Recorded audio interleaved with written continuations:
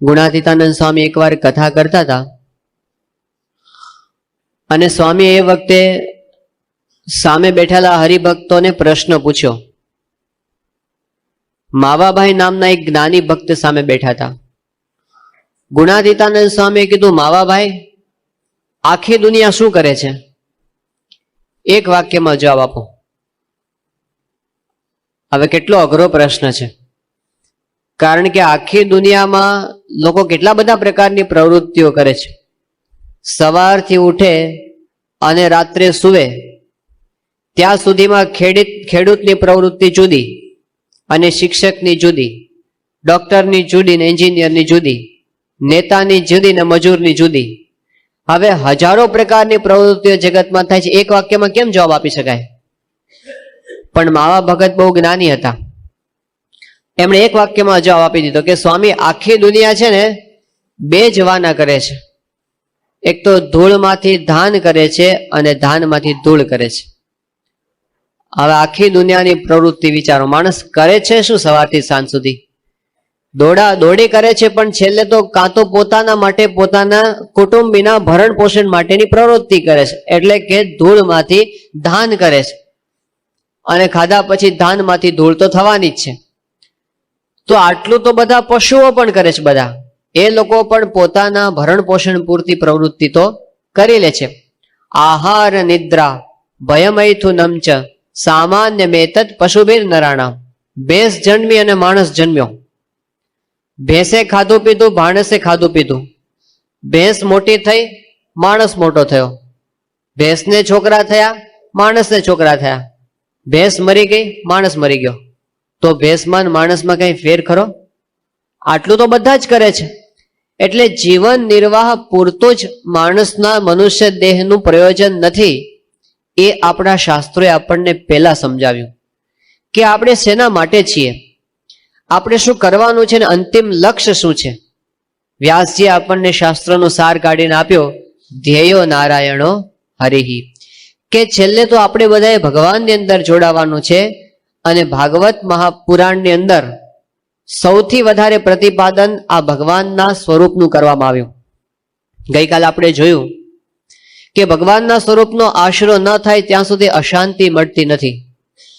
અને જ્યારે ભગવાનના સ્વરૂપનો આશરો થાય ત્યારે જીવનમાં સાર્થકતાની અનુભૂતિ થતી હોય છે. એવી અનુભૂતિ જે ભક્તો ભગવાનના તરફ ગયા એમને થઈ. પણ એમાં પણ જે ભક્તો પોતાનું લક્ષ્ય ચૂક્યા નહીં, એ ભક્તોને પાછળથી પસ્તાવાનો વારો નથી આવ્યો. એને ભગવાન મળ્યા પછી પણ ભગવાન સિવાય બીજી કોઈ વસ્તુ પ્રાપ્ય છે એવું મનાણું નથી. એટલે એવા ભક્તોની ગાથાઓ આપણે અત્યારે ગાઈએ છીએ. ભાગવતના 6ઠ્ઠા સ્કંદની અંદર ભગવાનના મહિમાને સમજાવતું એક સુંદર આખ્યાન આવે છે. એ છે અજામિલનું આખ્યાન. કાન્યકુબ્જ નગરની અંદર એક બહુ જ પવિત્ર બ્રાહ્મણ રહેતો હતો. વિદ્યાભ્યાસની અંદર તો પોતે કુશળ થયો હતો, પણ એનું શીલ પણ એવું હતું, એનું જીવન પણ બહુ જ પવિત્ર હતું. અને એના માટે ભાગવત પોતે કહે છે કે શાસ્ત્રોનો જાણનારો હતો. એ બ્રહ્મચર્ય વ્રત પાળતો હતો, એ વિનયયુક્ત હતો, જીતેન્દ્રિય હતો, સત્યનિષ્ઠ હતો, મંત્ર વેદતા હતો. અને વળી કહે છે કે ગુરુ, અગ્નિ, અતિથિ અને વૃદ્ધ પુરુષોની એ સેવા કરતો. વળી ગણાવે છે કે કેવો હતો અજામિલ?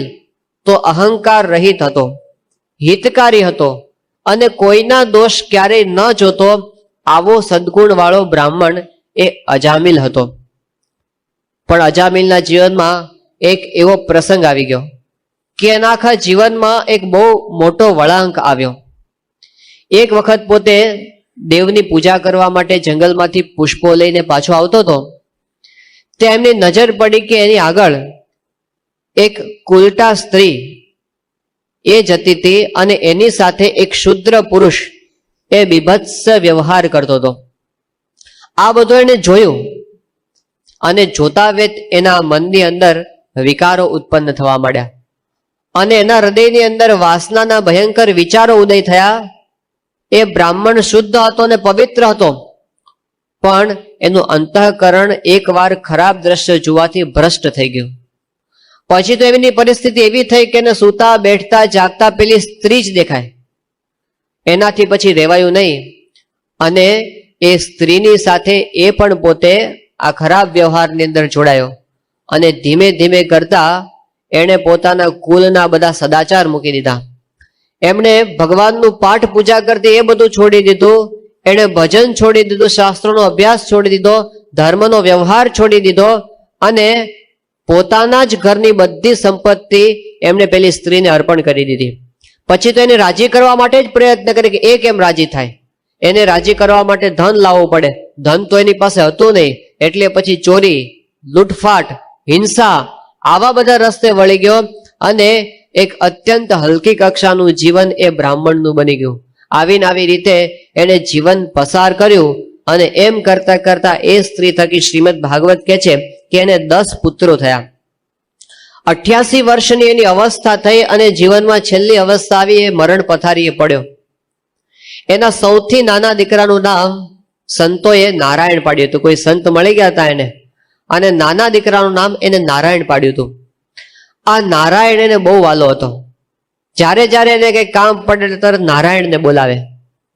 એકવાર એવું બન્યું કે સૂતો હતો ને ત્યાં આગળ અચાનક એને યમના 3 દૂતો દેખાણા. એમનો ભયંકર વેશ જોયો, એમની વિકરાળ દ્રાઢો અને એનું જે સ્વરૂપ જોયું એટલે એકદમ એમને ભય લાગ્યો. એને ત્યાં ને ત્યાં ધ્રુજારી છૂટી ગઈ. કોની મદદ માગે? અહીં તો કોઈ બચાવી શકે એમ હતું જ નહીં. અને છેલ્લે એને પોતાનો દીકરો નારાયણ સાંભળ્યો એટલે એના મોઢામાંથી શબ્દ નીકળી ગયા, નારાયણ. અને એમણે જ્યાં મોટેથી નારાયણ નામની બૂમ પાડી તો વૈકુંઠનાથના 3 પાર્ષદો ત્યાં હાજર થઈ ગયા અને એમણે કીધું કે આ તો અમારો કેસ છે. પેલા યમદૂતો કે અમારો કેસ છે. એ બંનેની વચ્ચે ત્યાં ઝઘડો થયો, પણ વૈકુંઠનાથના પાર્ષદો બળવાન હતા એટલે પેલા યમદૂતોને ત્યાંથી હટાવી દીધા. એમણે કીધું કે એને ગમે એટલા પાપ કર્યા હોય પણ નારાયણ નામનું ઉચ્ચારણ કર્યું, ભગવાનના નામના ઉચ્ચારણથી એના પાપો બધા નિર્મૂળ થઈ ગયા છે. હવે ભગવાનના ધામનો અધિકારી થયો છે. એમ કરીને પેલા યમદૂતોને ત્યાંથી તગેડી મૂક્યા. પછી તો પાર્ષદોએ કીધું કે હજી આને દેહ પડવાને વાર છે એટલે થોડા વર્ષો ભલે જીવે, પછી આપણે ધામમાં લઈ જશું. એમ કરીને પાર્ષદો પણ અદૃશ્ય થઈ ગયા. પણ આ બધું પેલો અજામિલ પડ્યો સાંભળતો હતો. એને અંતરદ્રષ્ટિ થઈ કે મેં આખી જિંદગી કઈ રીતે વેડફી નાખી. હું કેવો હતો ને ક્યાં પહોંચી ગયો. હું તો ભગવાનનું ભજન કરતો હતો પહેલા અને આવો સદાચારી હતો, પણ મારું જીવન કેટલું હલકી કક્ષાનું બની ગયું. આનું કારણ શું? એને કારણ શું મળ્યું કે એક ખરાબ દ્રશ્ય જોયું, એમાંથી એની એવી પરિસ્થિતિ થઈ ગઈ. ભગવાન સ્વામિનારાયણે આ વાત વચનામૃતની અંદર સમજાવી છે કે જેવા વાતાવરણમાં આપણે જઈએ અને જેવું દ્રશ્ય જોઈએ, જેવી વાત સાંભળીએ એ પ્રમાણે આપણું અંતઃકરણ બની જાય. એમણે દ્રષ્ટાંત આપ્યું સ્વામિનારાયણ ભગવાને કે સુંદર 7 માળની હવેલી હોય. એ હવેલીની અંદર બધા કાચના તખ્તાઓ જડેલા હોય અને એમાં વિષયી જનોની સભા ભરાઈને બેઠી હોય અને દારૂના શીશા ભરેલા પડ્યા હોય. એ બધા પરસ્પર પાતા હોય અને પીતા હોય અને વેશ્યાઓ થઈકાર કરતી હોય. આવા વાતાવરણની અંદર કોઈ શુદ્ધ પવિત્ર અંતઃકરણ વાળો ભગવાનનો ભગત જઈને બેસે ને તોય એનું અંતર ફરી જાય. એ પણ 2 ડોઝ તો લગાવી દે કે ચલો ભેગું આપણે લગાવી દઈએ. તો વાતાવરણની અસર. અને બીજી એમણે વાત કરી કે તૃણની ઝૂંપડી હોય, એમાં ફાટેલી ગોદરીવાળા સંતની સભા ભરાઈને બેઠી હોય અને એમાં કોઈક ખરાબ માણસ જઈને બેસે તો પણ એને એ વખતે તો સારા વિચાર આવવા માંડે, કારણ કે સંતની પાસે જઈને બેઠો છે. તો જેવા વાતાવરણમાં જે એવી આપણા પર અસર થતી હોય છે. અને અત્યારનું વાતાવરણ આપણે જોઈએ છે. હવે કે આપણે 7 માળની હવેલી શોધવા જવું પડે એમ નથી. તમે ટીવીની સ્વિચ ઓન કરો ને આખી હવેલી તમારા ઘરમાં ઉતરી આવે. ઘરે જ છે. ઘરની બહાર નીકળો ને તમે આમ ઊંચી દ્રષ્ટિ કરો ને પેલા પોસ્ટર જુઓ તો ત્યાં હવેલી છે. કોલેજમાં જાઓ તો હવેલી છે. પાર્ટીમાં જાઓ તો હવેલી છે. જ્યાં જાઓ તો હવેલીઓ જ છે બધી. તૃણની ઝૂંપડી છે ક્યાં? એ તો ક્યાંય રહી નહીં હશે. તો આપણે તૃણની ઝૂંપડી ઊભી કરવી પડે છે. હવે આપણે પોતાની તૃણની ઝૂંપડીનું વાતાવરણ ઊભું કરવું પડે. આપણા ઘરમાં આપણે ભગવાનનું મંદિર બનાવો, ઘર મંદિર બનાવો. આપણા ઘરની અંદર એક સમય એવો રાખો કે જેમાં ઘરના બધા સભ્યો ભેગા થઈ અને 15 મિનિટ 20 મિનિટ ભગવાનની કથા વાર્તાનું વાંચન કરે. આને પ્રમુખ સાંઈ મહારાજ ઘર સભા કહે છે. તો આપણા ઘરે તૃણની ઝૂંપડી ઊભી થઈ, પણ અત્યારે પરિસ્થિતિ શું છે? આપણે બધા જ સાથે બેસીએ છીએ ખરા, આપણે બધા જ ભેગા બેસીએ છીએ, પણ ટેલિવિઝન ચાલુ હોય ત્યારે બેસીએ છીએ. એટલે એકબીજા સાથે તો આપણે કોઈ સંવાદ હોતો જ નથી. બધા જ પોતપોતાની રીતે ટીવી સામે જોડાયેલા હોય છે. તો એને બંધ કરીને પછી આપણે બેસીએ તો અંદર અંદર આત્મીયતા વધે. એક પ્રશ્ન આજની પેઢીનો કયો છે કે જનરેશન ગેપ વધતો જાય છે. દિવસો સુધી ઘણી વાર એવું થાય કે પિતા અને પુત્ર વચ્ચે કોઈ વાતચીત જ ના થાય, બને જ નહીં. કારણ કે બધા પોતપોતાના વ્યવહારમાં પડેલા છે, અને પછી કારણ વગરનું અંતર ઘરના સભ્યો વચ્ચે વધતું જાય છે. પણ એને ટાળવા માટેનું એક સાધન આ છે કે સાથે બેસીને ભજન કરો. સ્વામી કહે છે સમૂહ ભોજન ને સમૂહ ભજન, આ બે વસ્તુ જો થશે તો પરિવારને ક્યારેય તૂટવાનો વારો આવશે નહીં. તો બજામિલના આખ્યાન પરથી આપણને એ સમજાય છે કે ન જોવા જેવું જોવું નહીં. ટીવી જોવાની છૂટ, જોવું હોય તો જોજો, પણ બાળકોને વિવેક આપજો કે કેટલું જોવું ને કેટલું ન જોવું, આટલું સાંભળવું ને આટલું ન સાંભળવું. એ જો વિવેક નહીં હોય તો આપણી આવતી પેઢીને ખલાસ કરી નાખશે. એ પછી જીવવા દેશે. કદાચ આપણે નામના હિન્દુ રહીએ, કદાચ નામના ધર્મવાળા રહીએ, પણ અંદરથી આપણું ચારિત્ર ખલાસ થઈ જાય. તો એટલા માટે આ ભગવાનના ભજનનો વિવેક અજામિલના આખ્યાન પરથી આપણને સમજાય છે. અજામિલે વિચાર્યું કે મારી આખી જિંદગી મેં બગાડી, હવે છેલ્લે છેલ્લે સુધારી લઉં. અને પોતે ગંગાના કિનારે ગયો અને ત્યાં જઈ અને એમને પોતાનું ચિત્ત ભગવાનના સ્વરૂપની અંદર જોડી દીધું અને દેહનો ત્યાગ કરી અને ભગવાનના ધામનો અધિકારી થયો. પણ આ આખ્યાન આપણને સમજાવે છે કે એકવાર ભગવાનનું નામ લીધું અને એના પાપ માત્ર બળી ગયા. આ ભગવાનના નામમાં કેટલો બધો મહિમા છે. કપિલ દેવજી અને દેવહૂતિના સંવાદની અંદર માતા દેવહૂતિ પોતે બોલે છે કે ભગવાનના નામનો મહિમા કેટલો છે. કે છે કે યન્નામ ધ્યેય શ્રવણાનું કીર્તનાત યત પ્રહવણાત સ્મરણાદ અપી ક્વચિત શ્વાદોપી સદ્ય સવનાય કલ્પતે કથમ પુનસ્તે ભગવાનનું દર્શનાથ. એમાં કે છે કે એક વખત ખાલી ભગવાનના નામને કોઈક સાંભળે, બોલવાની તો વાત જ નથી, ખાલી સાંભળે તો પણ એના પાપ બળી જાય અને પોતે ચાંડાલ જેવો હોય તો પણ ભગવાનનો યજ્ઞ કરી શકે એવી પવિત્રતા એની અંદર આવી જાય છે. આ ભગવાનના નામનો મહિમા છે. તો એક વખત પણ ભગવાનનું સ્મરણ થાય. શ્રીજી મહારાજે પ્રથમના 56મા વચનમાં આવી વાત કરી છે કે કોઈ અંતકાળે મનુષ્ય સૂતો હોય અને એને સ્વામિનારાયણ નામ ખાલી સાંભળવામાં આવે તો પણ એ ભગવાનના ધામને પામે. આવો ભગવાનના નામનો પ્રતાપ છે. અને એટલે હરિલીલામૃત કહે છે કે જે સ્વામિનારાયણ નામ લેશે તેના બધા પાતક બાળી દેશે. છે નામ મારા શ્રુતિમાનેક સર્વોપરી આજ ગણાય એક. એક વખત કોઈ જે સ્વામિનારાયણ નામ લેશે તેના બધા પાતક બળી જશે. આ સ્વામિનારાયણ ભગવાનનું વરદાન છે. તો ભગવાનના નામની અંદર આવો પ્રતાપ કે બોલીએ અને આપણા પર એની અસર થાય. ભાવનગરની બાજુમાં ડેરડી નામનું ગામ છે અને ત્યાં એક ભક્ત રહેતા હતા. એનું નામ હતું રૂપસીભાઈ. વણિક ભક્ત હતા, પણ અનન્ય નિષ્ઠાવાન ભક્ત. આખો દિવસ સ્વામિનારાયણનું ભજન કર્યા કરે. એના હાથમાં માળા હોય અને હોય જ. એ પોતે વેપાર કરતા હતા કાપડનો, પણ દુકાનની અંદર બેઠા નવરા પડે એટલે સ્વામિનારાયણ સ્વામિનારાયણ ભજન કર્યા કરે. હવે એકવાર એવું થયું કે ગામની અંદર એક પટેલ માંદા પડ્યા અને છેલ્લી અવસ્થા, આખી જિંદગી કોઈ દાડો ભગવાનનું ભજન કરેલું નહીં અને એ મરણ પથારીએ પડ્યા હતા. રૂપસીભાઈ એના ઘરે એમને મળવા માટે કે ખબર કાઢવા માટે, પણ એ જ વખતેનો અંતકાળ નજીક આવ્યો હતો અને એની સામે યમના દૂતો આવીને ઉભા હતા. પેલા પટેલને તો ત્રાસ થઈ ગયો યમદૂતોને જોઈને જ, અને પોતે અત્યંત દુઃખી થતા હતા કે હમણાં મારો જીવ જશે, હમણાં મારો જીવ જશે. પણ આશ્ચર્ય એ વાતનું થયું કે રૂપસીભાઈએ જેવો એમની ડેલીમાં પગ મૂક્યો એ ભેગા પેલા યમદૂતો ભાગી ગયા. એને ખબર પડી કે આ રૂપસીભાઈની અંદર કંઈક એવો પ્રતાપ છે કે યમદૂતો એની નજીક આવી શકતા નથી. એટલે રૂપસીભાઈ ત્યાં બેઠા અને ભજન કરે સ્વામિનારાયણ સ્વામી. પૂછ્યું કે શું થયું છે તમને? આણે કીધું કે મને આવું છે, હવે સારું છે જરા. એ બધી વાતો થઈ અને રૂપસીભાઈ જ્યાં જવા માટે ઉભા થયા ને ત્યાં પાછા યમદૂતો દેખાયા. એટલે પેલા એ વિનંતી કરી રૂપસીભાઈ કે તમે બેસો ને, તમે બેઠા છો તો મને સારું લાગે છે, એમ કરીને પાછા એને બેસાડ્યા. તો એને ઉભા ન થવા દે. કલાક થયો, 2 કલાક થયા, 3 કલાક થયા, એને ખબર હતી રૂપસીભાઈ ઉભા થશે તો યમદૂતો તરત પાછા આવશે. એટલે રૂપસીભાઈએ કીધું કે તમે બીવો છો શું કામ આટલા બધા? કે બસ તમે બેઠા છો ને તો પેલા યમદૂતો મારી નજીક આવી શકતા નથી. રૂપસીભાઈ કે તમે ભજન કરો કે ના ના મને નહીં આવડે, તમે કરો. ભજન તો એને કર્યું જ નહીં. એ પોતે રૂપસીભાઈ કે તમે બેહો બસ. પેલા યમદૂતોએ વિચાર્યું કે આમ તો આપણો દિવસ જતો રહેશે અને કઈ મેળ પડશે નહીં ને પેલા ભગત કઈ ઉભા થવાના નથી. એટલે એમાંથી એક યમદૂત હતો ને એ ઘરાકનું રૂપ લઈને આવ્યો અને બારણે આવીને કે રૂપસીભાઈ આ તમારી દુકાને હાલો ને મારે કાપડની ખરીદી કરવાની છે. એટલે હવે તો જવું જ પડે.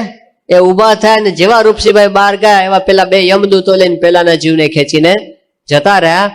તો ભગવાનના નામનો એવો પ્રતાપ છે કે એ બોલતા હોય તો યમદૂતો પણ નજીક આવી શકે નહીં. અને અંતકાળે આપણી ભગવાન સહાય કરે છે.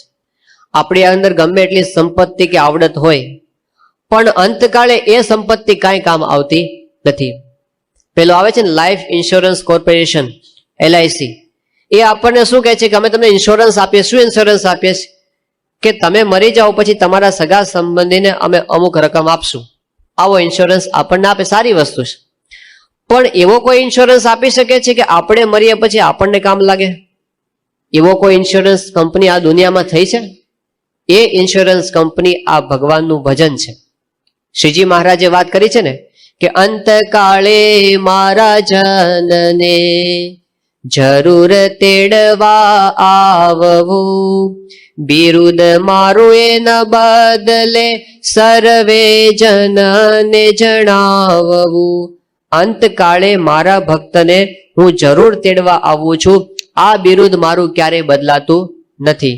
તો આ આપણો ઇન્સ્યોરન્સ, ભગવાનનો આશ્રય આપણો ઇન્સ્યોરન્સ. અને એમનું ભજન કરીએ એનું પ્રીમિયમ. જો આપણે ટાઈમે ટાઈમે પ્રીમિયમ ભરીએ તો આપણું ઇન્સ્યોરન્સ રહે અને ન ભરીએ તો પાછો ઇન્સ્યોરન્સ જતો રહે. એટલા માટે આપણે આ ઇન્સ્યોરન્સ કઢાવવાનો કે ભગવાનનું ભજન છે અને એમનો આશરો છે એ અંતકાળે કામ આવવાનો છે. બાકી સિકંદર જેવાને પણ અંતકાળે કેવી પરિસ્થિતિ થઈ? સિકંદરનું ફરમાન બહુ પ્રસિદ્ધ છે કે 26 વર્ષની ઉંમરે એને પોણી દુનિયા જીતી લીધી છે. એવો જ સિકંદર, એમણે પોતાને જયારે અંતકાળ નજીક દેખાણો ત્યારે થયું કે આમાંથી મારી સાથે શું આવવાનું છે. એને કીધું કે મારા મરણ પછી બધી મિલકત અહીં પધરાવજો, મારી નનામી સાથે એ કબ્રસ્તાનમાં લાવજો. લોકોને ખબર પડે કે સિકંદરની મિલકત એને બચાવી શકતી નથી. મારું મરણ થતા બધું તૈયાર લશ્કર લાવજો, આગળ રહે મૃતદેહ પાછળ સર્વને દોડાવજો. લોકોને ખબર પડે સિકંદરની સેના પણ એની રક્ષા કરી શકતી નથી. મારું મરણ થતા મારા વૈદો અને હકીમોને અહીં બોલાવજો, મારી નનામી એને ખભે ઉપડાવજો કે મારા રાજ વૈદો અને મારા રાજ હકીમો પણ મને રક્ષી શકતા નથી. એમણે કીધું ધન ફના જોબન ફના, જળને જગત પણ છે ફના, પરિણામો ભોગવશો પરલોકમાં એ પુણ્યના અને પાપના. ત્યાં આગળ બીજું કઈ સાથે આવતું નથી. સંતો પેલા શ્લોકની અંદર વાત કરે છે કે ધનાની ભૂમૌ પશવશ્ચ ગોષ્ઠે નારી ગૃહદ્વારી સખા સ્મશાને. અંતકાળ કેવો છે કે ધન બધું જમીનમાં દાટેલું પડ્યું રહેશે અને પશુઓ છે બધા ગમાણમાં પડ્યા રહેશે. એ વખતે આ જ ધન ગણાતું અને આ જ પશુઓ જ મિલકત ગણાતી. પણ અત્યારે કેવું હોય તો ધનાની બેંકે અને મોટરાણી ગેરેજે એ બધું પડ્યું રહેશે, એ કઈ સાથે આવવાનું નથી. ધનાની ભૂમો, ધન જમીનમાં પડ્યું રહેશે અને પશુઓ બધા ગમાણમાં પડ્યા રહેશે. નારી ગૃહદ્વારી, ઘરની નારી પણ દરવાજા સુધી જ સાથે આવશે, પછી તો એ પણ આગળ આવશે નહીં. અને સખા સ્મશાને, મિત્રો સ્મશાન સુધી ભેગા આવશે, પછી તો એ પણ આવવાના નથી. દેહસ ચિતાયામ, શરીર પણ ચિતામાં પડ્યો રહેશે, આ શરીર પણ આપણી સાથે આવવાનું નથી. ધનાન અને કહે છે કે ધર્માનુગો ગચ્છતિ જીવ એકઃ, ધર્મ આપણી સાથે આવશે, ભગવાન આપણી સાથે આવશે, બીજું કોઈ એ વખતે સાથે આવવાનું. એટલે આપણા પરમ સખા કો, આપણે પેલો શ્લોક બોલીએ છીએ ને, આપણે બધા સમૂહમાં બોલીએ કે ત્વમેવ માતા ચ પિતા ત્વમેવ ત્વમેવ બંધુશ્ચ સખા ત્વમેવ ત્વમેવ વિદ્યા દ્રવિણમ ત્વમેવ ત્વમેવ સર્વમ મમ દેવ દેવ. સાચા માતા કો, સાચા પિતા કો, સાચા ભાઈ કો, સાચા મિત્ર કો, સાચું ધન કો, સાચી વિદ્યા કો, જે કાંઈ કો એ બધું શું છે? ભગવાન. એ આપણા પરમ સ્નેહી છે. આવું પાક્કો થઈ જાય. શ્રીજી મહારાજ કે બીજું કઈ કરવાનું જ નથી, આટલું જ કરવાનું છે. ભગવાન મારા હું ભગવાનનું આટલું થઈ ગયું એટલે સાધના પૂરી થઈ ગઈ. ત્યાં જઈને જ અટકવાનું છે કે મારા પરમ સ્નેહી સાચા સગા એક ભગવાન છે, બીજું આ જગતમાં મારું કોઈ નથી. આ નિશ્ચય આપણે કરવાનો છે અને એ થાય તો આપણે ભક્તની કેટેગરીની અંદર આવીએ. તો અજામિલનું આખ્યાન આપણને એ સમજાવે છે કે બીજા બધા આધાર છોડી અનન્ય ભગવાનનો આશ્રય આપણે કરવો, અને એ જો થશે તો આપણું કાયમનો ઇન્સ્યોરન્સ પાક્કો છે એટલું સમજી રાખવું. એ સમજાવી અને પછી ભાગવતમાં એક બહુ જ અલૌકિક અને અત્યંત પ્રસિદ્ધ એવું આખ્યાન સપ્તમ સ્કંધની અંદર કરવામાં આવ્યું છે, અને એ છે પ્રહલાદજીનું આખ્યાન. કશ્યપ મુનિની બે પત્ની હતી. એક તો હતી દિતિ અને એક હતી અદિતિ. દિતિના પુત્રો એ બધા દૈત્યો કહેવાતા, અદિતિના પુત્રો એ બધા દેવો કહેવાતા. હવે દિતિના બે મુખ્ય પુત્રો હતા. એકનું નામ હતું હિરણ્યાક્ષ અને બીજો હતો હિરણ્યકશિપુ. હિરણ્યાક્ષનો વધ ભગવાને વરાહ અવતાર ધારણ કરીને કર્યો. એટલે હિરણ્યકશિપુ હતો, એને મનમાં વિચાર કર્યો કે વિષ્ણુએ મારા ભાઈને મારી નાખ્યો એટલે મારે ગમે તેમ કરીને એનો બદલો લેવો. આ વેરભાવના મનમાં રાખીને તપશ્ચર્યા કરવા માટે ગયો અને કઠિન તપશ્ચર્યા કરી. કેવી આખરી તપશ્ચર્યા કે છે કે હિરણ્યાક્ષ મંદરાચળની ઘાટીમાં ગયો અને ત્યાં એમણે દારૂણ તપ શરૂ કર્યું. અંગૂઠા ઉપર ઊભો રહ્યો, બે હાથ ઊંચા રાખ્યા અને આકાશ તરફ જોઈને પોતે ધ્યાન કરતો રહ્યો. એના શરીરમાંથી તપ કરતા કરતા આગની જ્વાળાઓ ઉત્પન્ન થઈ અને એનો તાપ એટલો લાગ્યો કે ત્રિલોકી આખું બળવા માંડ્યું. નદી અને સમુદ્રના પાણી ઉકળવા માંડ્યા અને દ્વીપ સાથે આખી પૃથ્વી ડગમગવા માંડી. દશે દિશાઓમાં હાહાકાર થઈ ગયો. ત્યારે દેવતાઓએ બ્રહ્માને પ્રાર્થના કરી કે આને હવે તપ કરતા તમે અટકાવો. ત્યારે બ્રહ્મા ત્યાં આગળ પ્રગટ થયા અને હિરણ્યકશિપુને કીધું કે માગ, તારે શું જોઈએ છે? ત્યારે હિરણ્યકશિપુએ માગ્યું કે મને એવું વરદાન આપો કે હું દિવસે ન મરું અને રાત્રે ન મરું, ઘરની અંદર ન મરું અને ઘરની બહાર ન મરું, હું મનુષ્યથી ન મરું અને પશુથી ન મરું, અસ્ત્રથી ન મરું અને શસ્ત્રથી ન મરું, જમીન પર ન મરું અને આકાશમાં પણ ન મરું. ઘણી બધી શરતો એને મૂકી દીધી અને કીધું કે આ રીતે કોઈ રીતે મારું મૃત્યુ થાય નહીં એવું તમે મને વરદાન આપો. બ્રહ્માએ એમને કીધું કે તથાસ્તુ. અને આ વરદાન લઈ અતિશય બળવાન થઈને હિરણ્યકશિપુ આવ્યો અને પછી તો ત્રણેય લોકમાં બધાને સંતાપ આપવા માંડ્યો. આખા જગત તેને દુખી કરી નાખ્યું. એ વખતે આ વાતની દેવોને ખબર પડી એટલે બધાએ ભગવાનની સ્તુતિ કરી કે હવે તમે આ પાપ આ દુઃખમાંથી અમને બચાવો. ત્યારે ભગવાને કીધું કે એક ભક્ત એના કુળમાં જન્મ લેશે અને આ હિરણ્યકશિપુનો નાશ થશે. અને એવું થયું. હિરણ્યકશિપુને જે 4 પુત્રો હતા એમાં સૌથી નાના પુત્રનું નામ હતું પ્રહલાદ. એ પ્રહલાદ જન્મથી જ પોતે ભક્તિભાવ વાળા હતા. એના પૂર્વ સંસ્કાર એવા હતા કે એને 24 કલાક ભગવાનના રટણની અંદર જ મન રહ્યા કરતું હતું. એને જ્યારે આશ્રમની અંદર ભણવા માટે મોકલ્યો શુક્રાચાર્યના 2 પુત્રો પાસે, એક નામ હતું શંડ અને બીજા નામ હતું અમર્ક. આ બંને ગુરુપુત્રો એને વિદ્યા ભણાવવા માંડ્યા. અને વિદ્યા કેવી હતી? રાજનીતિની વિદ્યા, અર્થનીતિની વિદ્યા. એમાં બધું અહમ અને મમત્વનું જ્ઞાન આપવા માંડ્યું. પણ પ્રહલાદને તો આ અહમ મમત્વના જ્ઞાનની અંદર કઈ રસ પડ્યો નહીં. એ તો પોતે હંમેશા ભગવાનનું ભજન જ કર્યા કરતો. એકવાર વેકેશન પડ્યું હશે અને પછી પોતાને ઘરે આવ્યો તો પ્રહલાદ, એટલે પછી પિતાજી પાસે ગયો અને એને ખોળામાં બેસાડ્યો કે બોલ બેટા, સ્કૂલમાં શું શું ભણે છે તું, મને વાત કર. એટલે પછી પ્રહલાદજીએ કીધું કે મને તો ત્યાં આગળ ભણવાનું છે ને એ ઓછું ગમે છે. શું ગમે છે તને?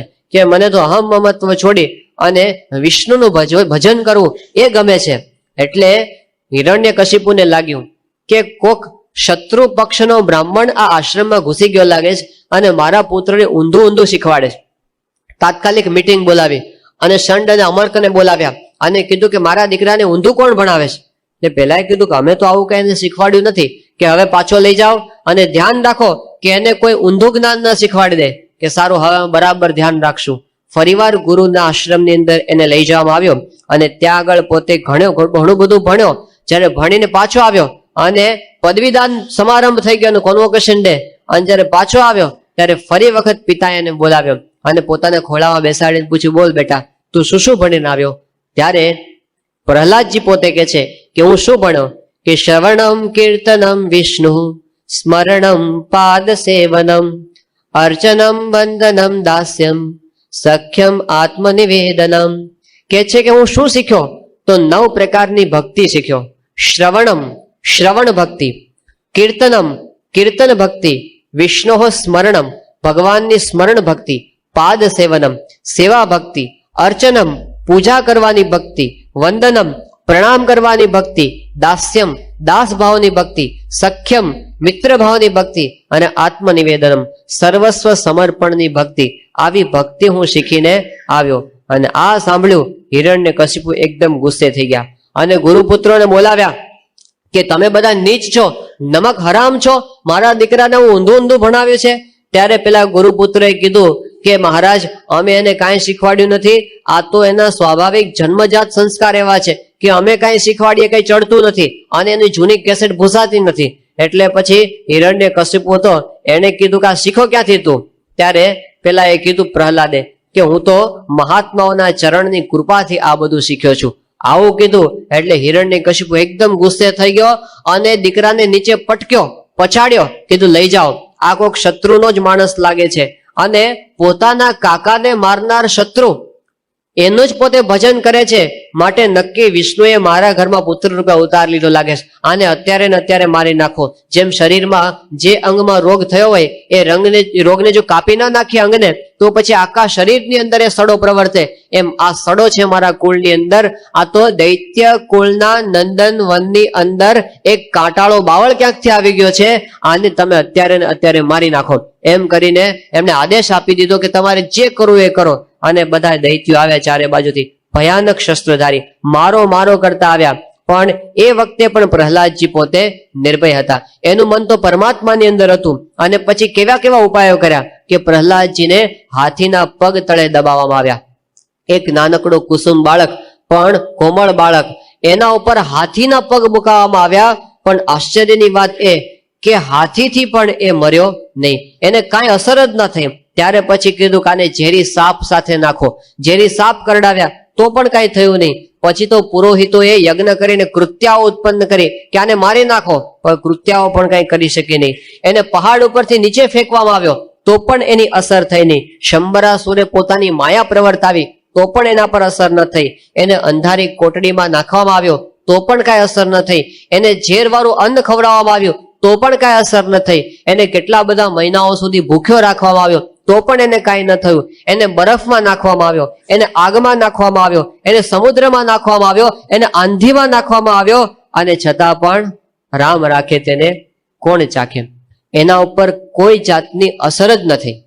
ત્યારે બધાના આશ્ચર્યનો પાર ન રહ્યો કે આની પાસે એવું તે શું છે કે અમે આટલું બધું કરીએ છીએ છતાં પણ એના પર અસર થતી નથી. બધા થાક્યા અને હિરણ્યકશિપુ પાસે ગયા કે હવે છે ને આ તો નાનો બાળક છે, એને મૂકી રાખો એમને, આપણે એને પૂરી રાખશું અને શુક્રાચાર્ય આવશે પછી એનો કંઈક ઉપાય કરશે. હમણાં ફરીવાર એને ભણાવવા માટે લઈ જઈએ અને હજી તો નાનો છે, મોટો થશે એટલે પાછો સુધરી જશે. અત્યારે બગડ્યો છે પણ મોટો થશે એટલે સુધરી જશે. આપણે અહીંથી અમેરિકા જાય ને એટલે પછી જો 5 વર્ષ થાય અને દારૂ પીતો ન થયો હોય ને તો બધા એને કે અલ્યા આટલા વર્ષ થયા હજી તું સુધર્યો નહીં, હજી તું એવો ને એવો રહ્યો. એટલે સુધરવું એટલે શું કે તમે એની સાથે ભળી જાઓ તો તમે સુધર્યા કહેવાઓ. તો કે છે કે પ્રહલાદ છે ને એ થોડાક મોટો થશે પછી એની મેળે સુધરી જશે. એમ કહીને એને ફરીવાર ગુરુ પાઠશાળામાં લઈ ગયા. પણ એમાં તો પ્રહલાદને ચાન્સ મળે તો એ બીજા બધાને ઉપદેશ કરવા માંડ્યો કે જુઓ આપણી નાની અવસ્થા છે પણ અત્યારથી ભગવાનનું ભજન કરી લેવું, કારણ કે વૃદ્ધાવસ્થામાં કઈ ભગવાનનું ભજન થતું નથી. ઘણા એમ કે છે ને કે મોટા થઈને ભજન કરશું, અત્યારથી શું છે યુવાનીમાં આવું બધું કઈ જરૂર નહીં. અત્યારે આનંદ કરી લો, આપણે ઘરડાથી નિવૃત્ત થશું ત્યારે કરવાનું જ છે ને. ગુણાતીતાનંદ સ્વામી નાના હતા, મૂળજી ભગત, અને એના પિતાએ કીધું કે મૂળજી હજી તો તું નાનો છે બેટા, અત્યારથી આ બધું ભજન ભક્તિ શું, મોટા થઈને બધું કરજે, અત્યારે તમારી રમવાની ઉંમર છે એટલે આનંદ કરો અત્યારે. ત્યારે પેલા મૂળજી શર્મા એ વખતે તો કઈ બોલ્યા નહીં, પણ ગામમાં જે આવ્યા અને ચોરા ઉપર જઈને એને નિરીક્ષણ કર્યું કે જેટલા ગામના ઘરડાઓ છે બધા શું પ્રવૃત્તિ કરે છે. ફરી ફરીને પાછા આવ્યા અને પછી કીધું બાપુજી હું આખા ગામમાં જોયા એકેય ઘરડો ભજન કરતો નથી, એ બધા તો આખા ગામની કુથલી કરે છે અને નિંદા કરવામાંથી નવરા પડતા નથી, ફલાણાનું આમ ને ફલાણાનું આમ. ત્યારે ગ્રામ્ય વાર્તા કર્યા કરે છે બધા. માટે ભજન તો અત્યારે ટેવ પાડી હોય તો થાય, બાકી વૃદ્ધાવસ્થામાં થતું નથી. વૃદ્ધાવસ્થામાં શું થાય? પેલું કીર્તનમાં કવિએ કીધું છે ને કે જિંદગી આ નાની, આપણને એમ કે બહુ મોટી છે, મોટી નથી. જિંદગી કેવી છે? નાની. જિંદગી આ નાની, એની નાની સી કહાની, મહાજ્ઞાની કહે ધ્યાની કહે ફાની તો થવાની, વર્ષ સોની જિંદગાની મેક્સિમમ. હમણાં તો એવા બધા રોગો આવે છે કે કાંઈ નક્કી રહેતું નથી. તાવ આવ્યો, લો ધાર્યું નહોતું એવા રોગચાળા ફાટે છે. પણ કદાચ જીવી ગયા આપણે તો કેટલી વધુમાં વધુ વર્ષ સોની જિંદગાની, અડધી ઊંઘમાં જવાની, અને અડધી જે બાકી રહી એની કથની કહેવાની. બાળપણની નાદાની ખેલકૂદમાં જવાની, બાળપણની નાદાની ખેલકૂદમાં જવાની, અને જોત જોતામાં મસ્તાની યુવાની આવવાની. અને પછી તો આવીને ન બેસવાની, ચાલવાની, કૂદવાની, અત્તરોની મહેકે મહેકવાની. જુવાની તું જવાની, જુવાની તું જવાની, ન કોઈની રહેવાની, અને જાતા જાતા કાનમાં કહેવાની કે હવે હું નથી રહેવાની. અને પછી તો આંખે ન દેખવાની, કાને ન સાંભળવાની, અને અરીસામાં જોતા બાપ દાદાની યાદ આવવાની કે આવા જ લાગતા હતા મારા બાપા જયારે ઘરડા થયા ત્યારે. માટે કરી લ્યો કમાણી આજે મુક્તિ પામવાની. આ લોકો કવિએ વાત કરી, પણ હકીકત સાવ સાચી છે કે ક્યાં આવડતા જાય છે આપણને કઈ ખબર પડતી નથી. આપણને એમ કે પછી કરશું પછી કરશું, પણ સવાર થાય ને સાંજ પડે છે, દિન ઉપર દિન જાય જી, આજ કાલ કરતા આવરદા જોને ઓછી થાય જી. કેટલા વર્ષ જતા રહ્યા આપણને કઈ ખબર પડી? આમને બીજા જતા રહેશે. જેવી રીતે પેલા 25 ગયા એવી રીતે બીજા 25, એ રીતે ત્રીજા 25, અને જિંદગી એમને પૂરી. પણ જે કરવાનું છે એ રહી ન જાય. પ્રહલાદે આ શિખામણ બધાના પોતાના ગુરુ ભાઈઓને બધાને આપી. અને આ વાતની જયારે ખબર પડી હિરણ્યકશિપુને કે આ તો પોતે બગડેલો જ, પણ આખા રાક્ષસ કુળને બગાડશે, એટલે પછી તો એમનાથી રહેવાયું નહીં. અત્યંત ગુસ્સે થઈ ગયો અને બોલાવી, અને પછી એને ત્યાં ને ત્યાં નક્કી કર્યું કે હવે આને ગમે તેમ કરીને મારવો છે. અને કીધું કે તું ભગવાન ભગવાન કરે છે, ક્યાં છે તારો ભગવાન? બતાવ. અણુ અણુની અંદર ભગવાન વ્યાપક છે, મને બધું દેખાય છે કે આ થાંભલામાં છે કે આ થાંભલામાં છે. અને ત્યારે થાંભલાની ઉપર હિરણ્યકશિપુ, આપણે પરંપરાથી એવું સાંભળ્યું કે પ્રહલાદને કીધું ભેટ એ થાંભલાને. ભાગવત એવું કે છે કે એ થાંભલા ઉપર ખડગનો પ્રહાર કર્યો હિરણ્યકશિપુએ, અને થાંભલો ફાટ્યો. ભયંકર પ્રલયના નાદ જેવી ભયંકર ગર્જના થઈ, અને એ થાંભલાની અંદરથી એ જ વખતે ભગવાન પોતે પ્રગટ થયા. નૃસિંહ અવતાર રાખીને અડધું રૂપ નરનું એટલે કે મનુષ્યનું હતું, અડધું સિંહનું રૂપ હતું, અને તપાવેલા સોના જેવી એની આંખો હતી, ગરદનના વાળ ઉડતા હતા, તલવારની જેવી ચમકતી વિકરાળ એની દાઢો હતી, અને છરીની અણી જેવી તીક્ષ્ણ એની જીભ હતી. એમની વાંકી ભ્રમર હતી, એનો ચહેરો ભયાનક લાગતો હતો, એના કાન ઊંચા હતા, નાસિકા ફૂલેલી હતી, મોઢું ખુલ્લું પહાડની ગુફા જેવું ભયંકર લાગતું હતું, છાતી વિશાળ હતી, કમર પાતળી હતી, અને ચંદ્રમાના કિરણો જેવો સફેદ રંગ હતો, ફેલાયેલી ભુજા હતી, અને લાંબા તીક્ષ્ણ નખ હતા. આવું વિકરાળ સ્વરૂપ જોઈ ચારે બાજુ હાહાકાર થઈ ગયો. અને ત્યારે હિરણ્યકશિપુને ખબર પડી કે મારો શત્રુ આવ્યો છે, અને એણે તરત ગદા ઉપાડી અને જે ગદાનું ઘા કરવા માટે ગયો, ત્યારે જેમ સિંહ છે પોતે હરણિયાને પકડે અને ગરુડ છે એ સાપને પકડે, એવી રીતે એને કમરમાંથી ભગવાને પકડ્યો. પણ આને જે જોર કર્યું, હિરણ્યકશિપુ છટકીને નીચે પડ્યો. ફરીવાર પોતે તલવારનો ઘા કરવા માટે દોડ્યો. ત્યારે અટ્ટહાસ્ય સાથે નૃસિંહ ભગવાને એને ઉંદરડાની જેમ પકડી લીધો, અને એને ઉંચકીને દરવાજાની પાસે લઈ ગયા, પોતાની જાંઘ ઉપર નાખ્યો, અને એ જ વખતે પોતાના નખથી એને ફાડી નાખ્યો. એના આંતરડાઓ બહાર નીકળી ગયા, લોહીના ફુવારા છૂટ્યા, અને લોહી નીંગળતી એ મૂર્તિ એ વખતે ભગવાને એટલા બધા ગુસ્સે હતા કે એના આંતરડાઓ પીખી પીખીને બહાર કાઢી નાખ્યા, અને પોતાના ગળાની અંદર આંતરડાઓની માળા ફેરવી લીધી. આ બાજુ દેવતાઓએ આ બધું જોયું, અને એ લોકોએ જય જયકાર કર્યો. ચારે બાજુ નગારા ઢોલ વાગવા માંડ્યા, અને નાચગાન થવા માંડ્યા કે ભયંકર અસુર એનો આજે વિનાશ થયો. આજે ફરીવાર દૈવી શક્તિ છે એનો વિજય થયો, એનો ચારે બાજુ આનંદ ઉત્સવ થવા માંડ્યો. પણ એ વખતે ભગવાનનું સ્વરૂપ એટલું ભયાનક હતું, કોઈ નજીક ન જઈ શકે. આ ભયંકર સ્વરૂપની બ્રહ્મા એ વખતે ત્યાં આગળ આવી ગયા. એમણે લક્ષ્મીજીને પ્રાર્થના કરી કે તમે ભગવાનની પાસે જાઓ અને એમના સ્વરૂપને શાંત કરો. લક્ષ્મીજી પોતે ગભરાઈ ગયા કે આમાં મારે નજીક જવાની મારી હિંમત ચાલતી નથી. એમણે ના પાડી દીધી. હવે કોણ છે એમને શાંત કરવા માટે? ત્યારે પછી બ્રહ્માએ પ્રહલાદને કીધું કે પ્રહલાદ, આ વિકરાળ સ્વરૂપ તારા માટે ભગવાને ધારણ કર્યું છે, માટે તું જ જા. જો તું નહીં જાય તો આ ભયાનક સ્વરૂપથી ભગવાન શું કરી નાખશે, એટલે હવે તું શાંત પાડે ને. અને જ્યાં પ્રહલાદ પોતે નજીક ગયા અને એને દંડવત પ્રણામ કર્યા, ત્યારે પ્રહલાદને જોઈ અને નૃસિંહજી એકદમ શાંત થયા. એનું વિકરાળ સ્વરૂપ એકદમ વાત્સલ્ય ભાવની અંદર આવી ગયા અને પ્રહલાદને એકદમ પ્રેમથી એને ઉંચક્યો, એના માથા ઉપર હાથ ફેર્યો અને ભગવાનનો જ્યાં સ્પર્શ થયો, ભાગવત કહે છે કે પ્રહલાદના હૃદયની અંદર જે રહ્યા સયા આસુરી ભાવ હતા એ પણ બધા નાશ થઈ ગયા. એકદમ પોતે ગુણાતીત ભાવને પામી ગયો. અને પછી ભગવાને એને પ્રસન્ન થઈને કીધું કે પ્રહલાદ, હવે તું માગ, જે માગીશ એ હું તને આપીશ. આ ભગવાનની કરુણા. પોતાના એક ભક્ત માટે ખાસ અવતાર ધારણ કરીને ભગવાન પધાર્યા. એમને એવું નથી કે જાજા હોય તો જ હું જાઉં, એવું નહીં. એક ભક્ત માટે પણ ભગવાન પોતે અવતાર ધારણ કરે છે, એની ભક્તિ સાચી હોય તો. ગીતાની અંદર શ્રી કૃષ્ણ ભગવાને અર્જુનને વરદાન આપી દીધું કે યદા યદા હિ ધર્મસ્ય ગ્લાનિર્ભવતિ ભારત. એ કહે છે કે જ્યારે જ્યારે ધર્મની ગ્લાનિ થશે અને જ્યારે જ્યારે અસુરો પોતે ઉપદ્રવ કરશે, ત્યારે મારા ભક્તની રક્ષા કરવા માટે અને ધર્મનું સ્થાપન કરવા માટે હું પ્રગટ થઈશ. આ ભગવાનનું વરદાન છે. અને એક અદ્ભુત વાત ગીતાની અંદર શ્રી કૃષ્ણ ભગવાને કરી છે, કઈ છે કે યોગક્ષેમમ વહામ્યહમ. એ ખાલી આપણો મોક્ષ કરે એવું નહીં, આ લોકની અંદર પણ ભગવાન આપણી રક્ષા કરે. આ લોકની અંદર પણ આપણે પળે પળે આપણી સંભાળ લે. જેમ માતા પોતાની બાળકની સંભાળ લે ને, એવી રીતે ભગવાન પોતાના ભક્તની સંભાળ લે છે, આપણી રક્ષા કરે છે. આ એમનું વરદાન છે.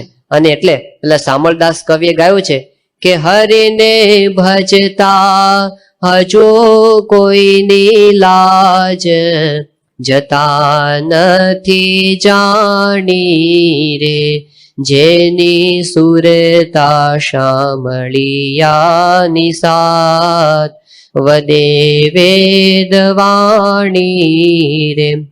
વાલે ઉગાર્યો પ્રહલાદ, હિરણ્યકશ્યપ માર્યો રે, વિભીષણને આપ્યું રાજ, રાવણને સંહાર્યો રે.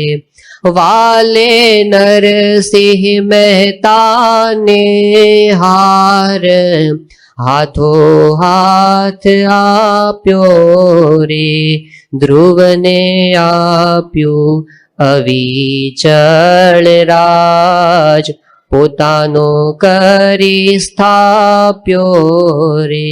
જે જે ભગવાનના ભક્ત થયા, ભગવાનનું એ બિરુદ છે કે એમની લાજ પોતે ક્યારેય જવા દેતા નથી, ગમે તે પ્રકારે રક્ષા કરે.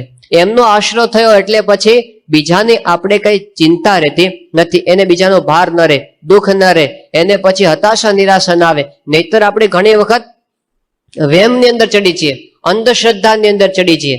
આપણને એમ કે પશ્ચિમના લોકો છે ને બહુ સુધરેલા, પણ એ લોકો વેમની અંદર તો એવા ને એવા જ છે. વેમ ને અંધશ્રદ્ધાની અંદર આપણને ચડે એવા જ ઘણી બાબતની અંદર.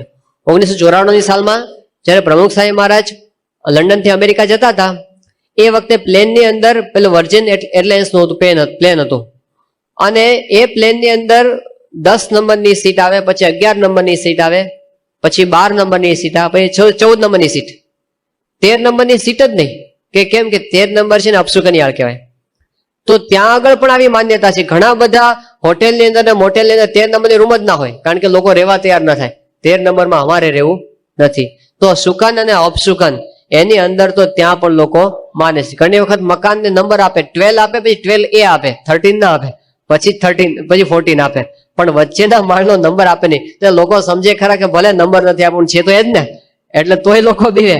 પણ ભાઈ, માણસને છે ને જ્યાં સુધી ભગવાનનો આશ્રય અનન્ય ન થાય ત્યાં સુધી સંપૂર્ણપણે ભય થકી નિવૃત્ત થતો નથી. પણ જેને ભગવાનનો ભક્ત, પ્રહલાદજી નિર્ભય થઈ ગયા. એને બીક હતી જ નહીં કે મને શું થવાનું છે, કદાચ દેહ પડી જશે તો પણ ભગવાનના ધામમાં જઈને મારે બેસવાનું છે, આવી સિક્યોરિટી એને ફીલ થતી હતી. તો જે ભગવાનનો ભક્ત થાય એ બધા ભયને પોતે તરી જાય છે. ત્યારે પ્રહલાદની ભગવાને આવી રીતે રક્ષા કરી અને કીધું કે માગ, હવે તારે જે જોઈએ તે આપું. ત્યારે પ્રહલાદની અદ્ભુત પ્રાર્થના છે. પ્રહલાદ કહે છે કે પ્રભુ, તમે મને લાલચ શું કામ આપો છો? તમને ખબર છે કે વિષય ભોગની અંદર તો હું અત્યાર સુધી ડૂબેલો જ હતો, અને એમાંથી બચવા માટે હું તમારા શરણોમાં આવ્યો છું.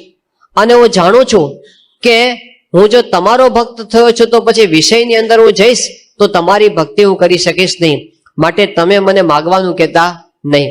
કંઈક હું કદાચ લાલચમાં આવી જાઉં તો હું જાણું છું કે મારી ભક્તપણાની પરીક્ષા કરવા માટે તમે આ પૂછ્યું છે. અને પછી એક સિદ્ધાંત વાક્ય એ પોતે પ્રહલાદજી કહે છે કે આશાસનો નવૈ ભૃત્ય સ્વામીની આશિષ આત્મન ન સ્વામી ભૃત્યતઃ સ્વામ્યમ ઈચ્છન યો રાતિ ચાશિષ. એ કહે છે કે જે વિષયની ઈચ્છા રાખે એ ભક્ત નથી, અને જે પોતે વિષય આપીને સ્વામી થવા માટે ઈચ્છે ભગવાન નથી.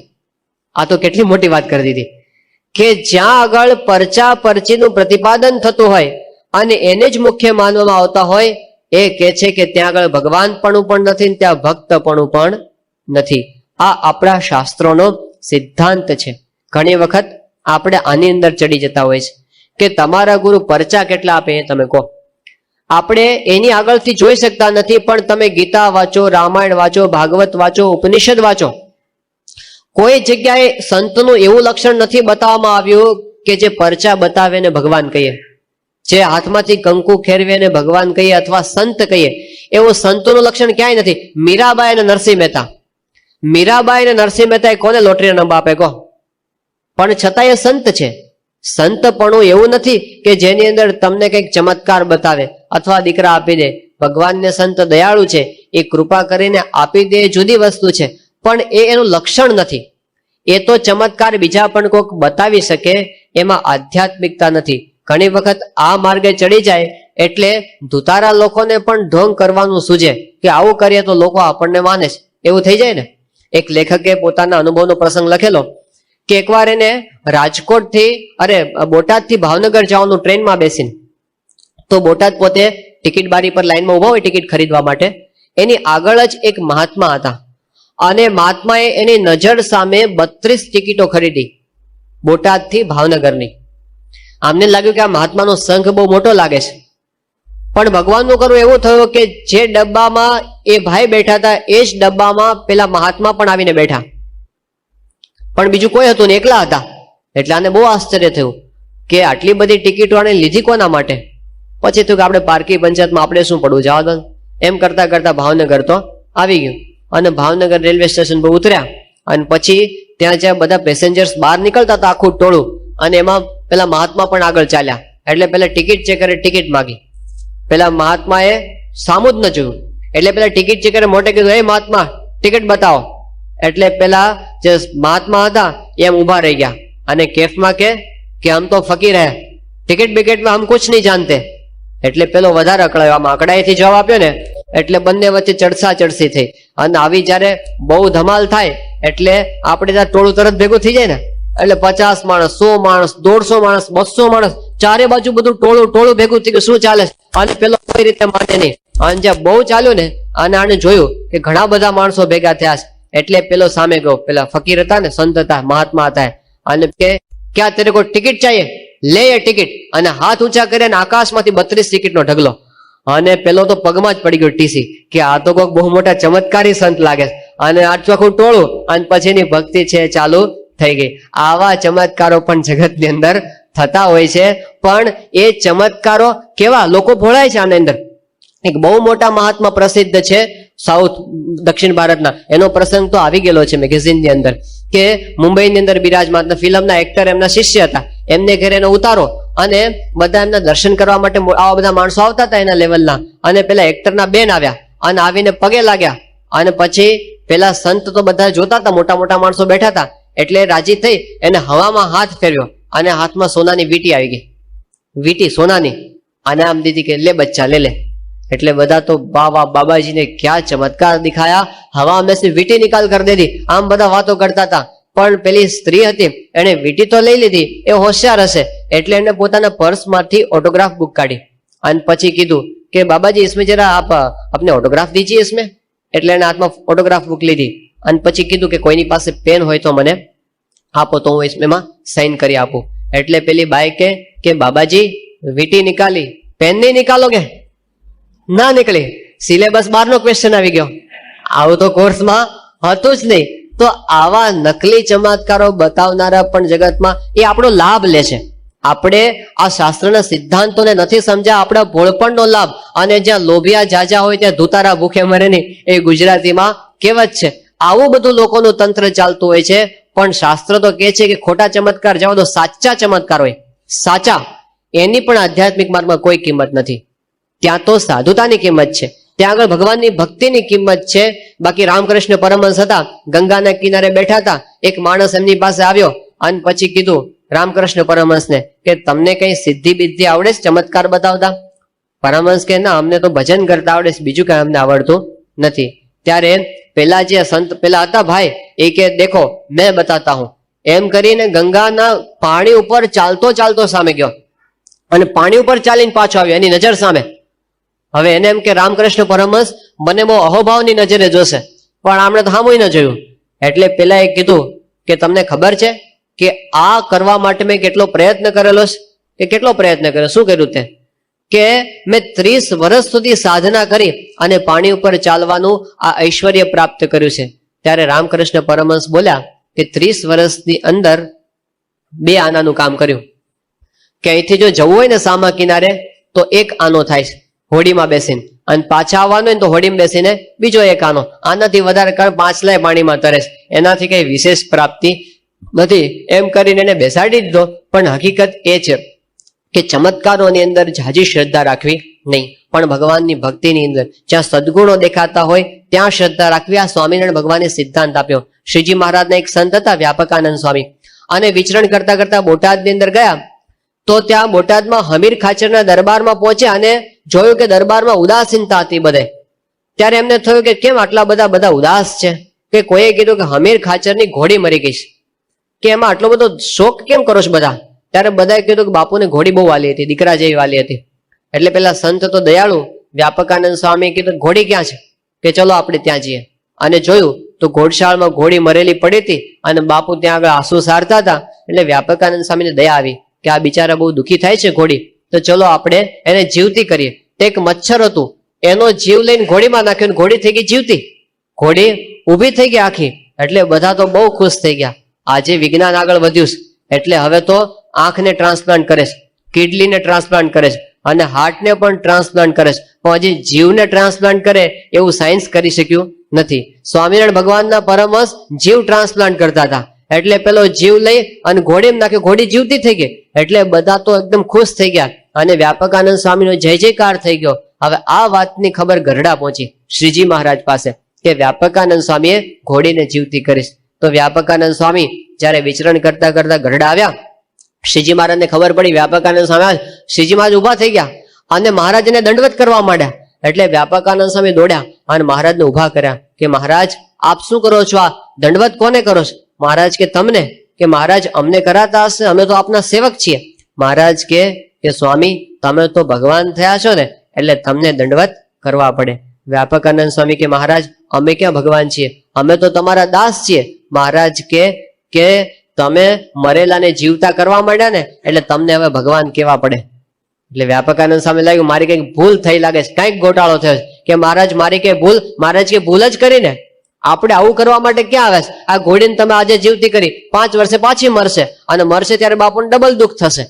આપણે જ્ઞાન આપવા માટે આવ્યા છે, મરેલાને જીવતા કરવા આવ્યા નથી. આ તો મૃત્યુલોક છે, તમારો દેહ પડવાનો છે, મારો દેહ પણ પડવાનો છે. પણ આવા પરચા પરચીના રવાડે લોકોને ચડાવવા નહીં.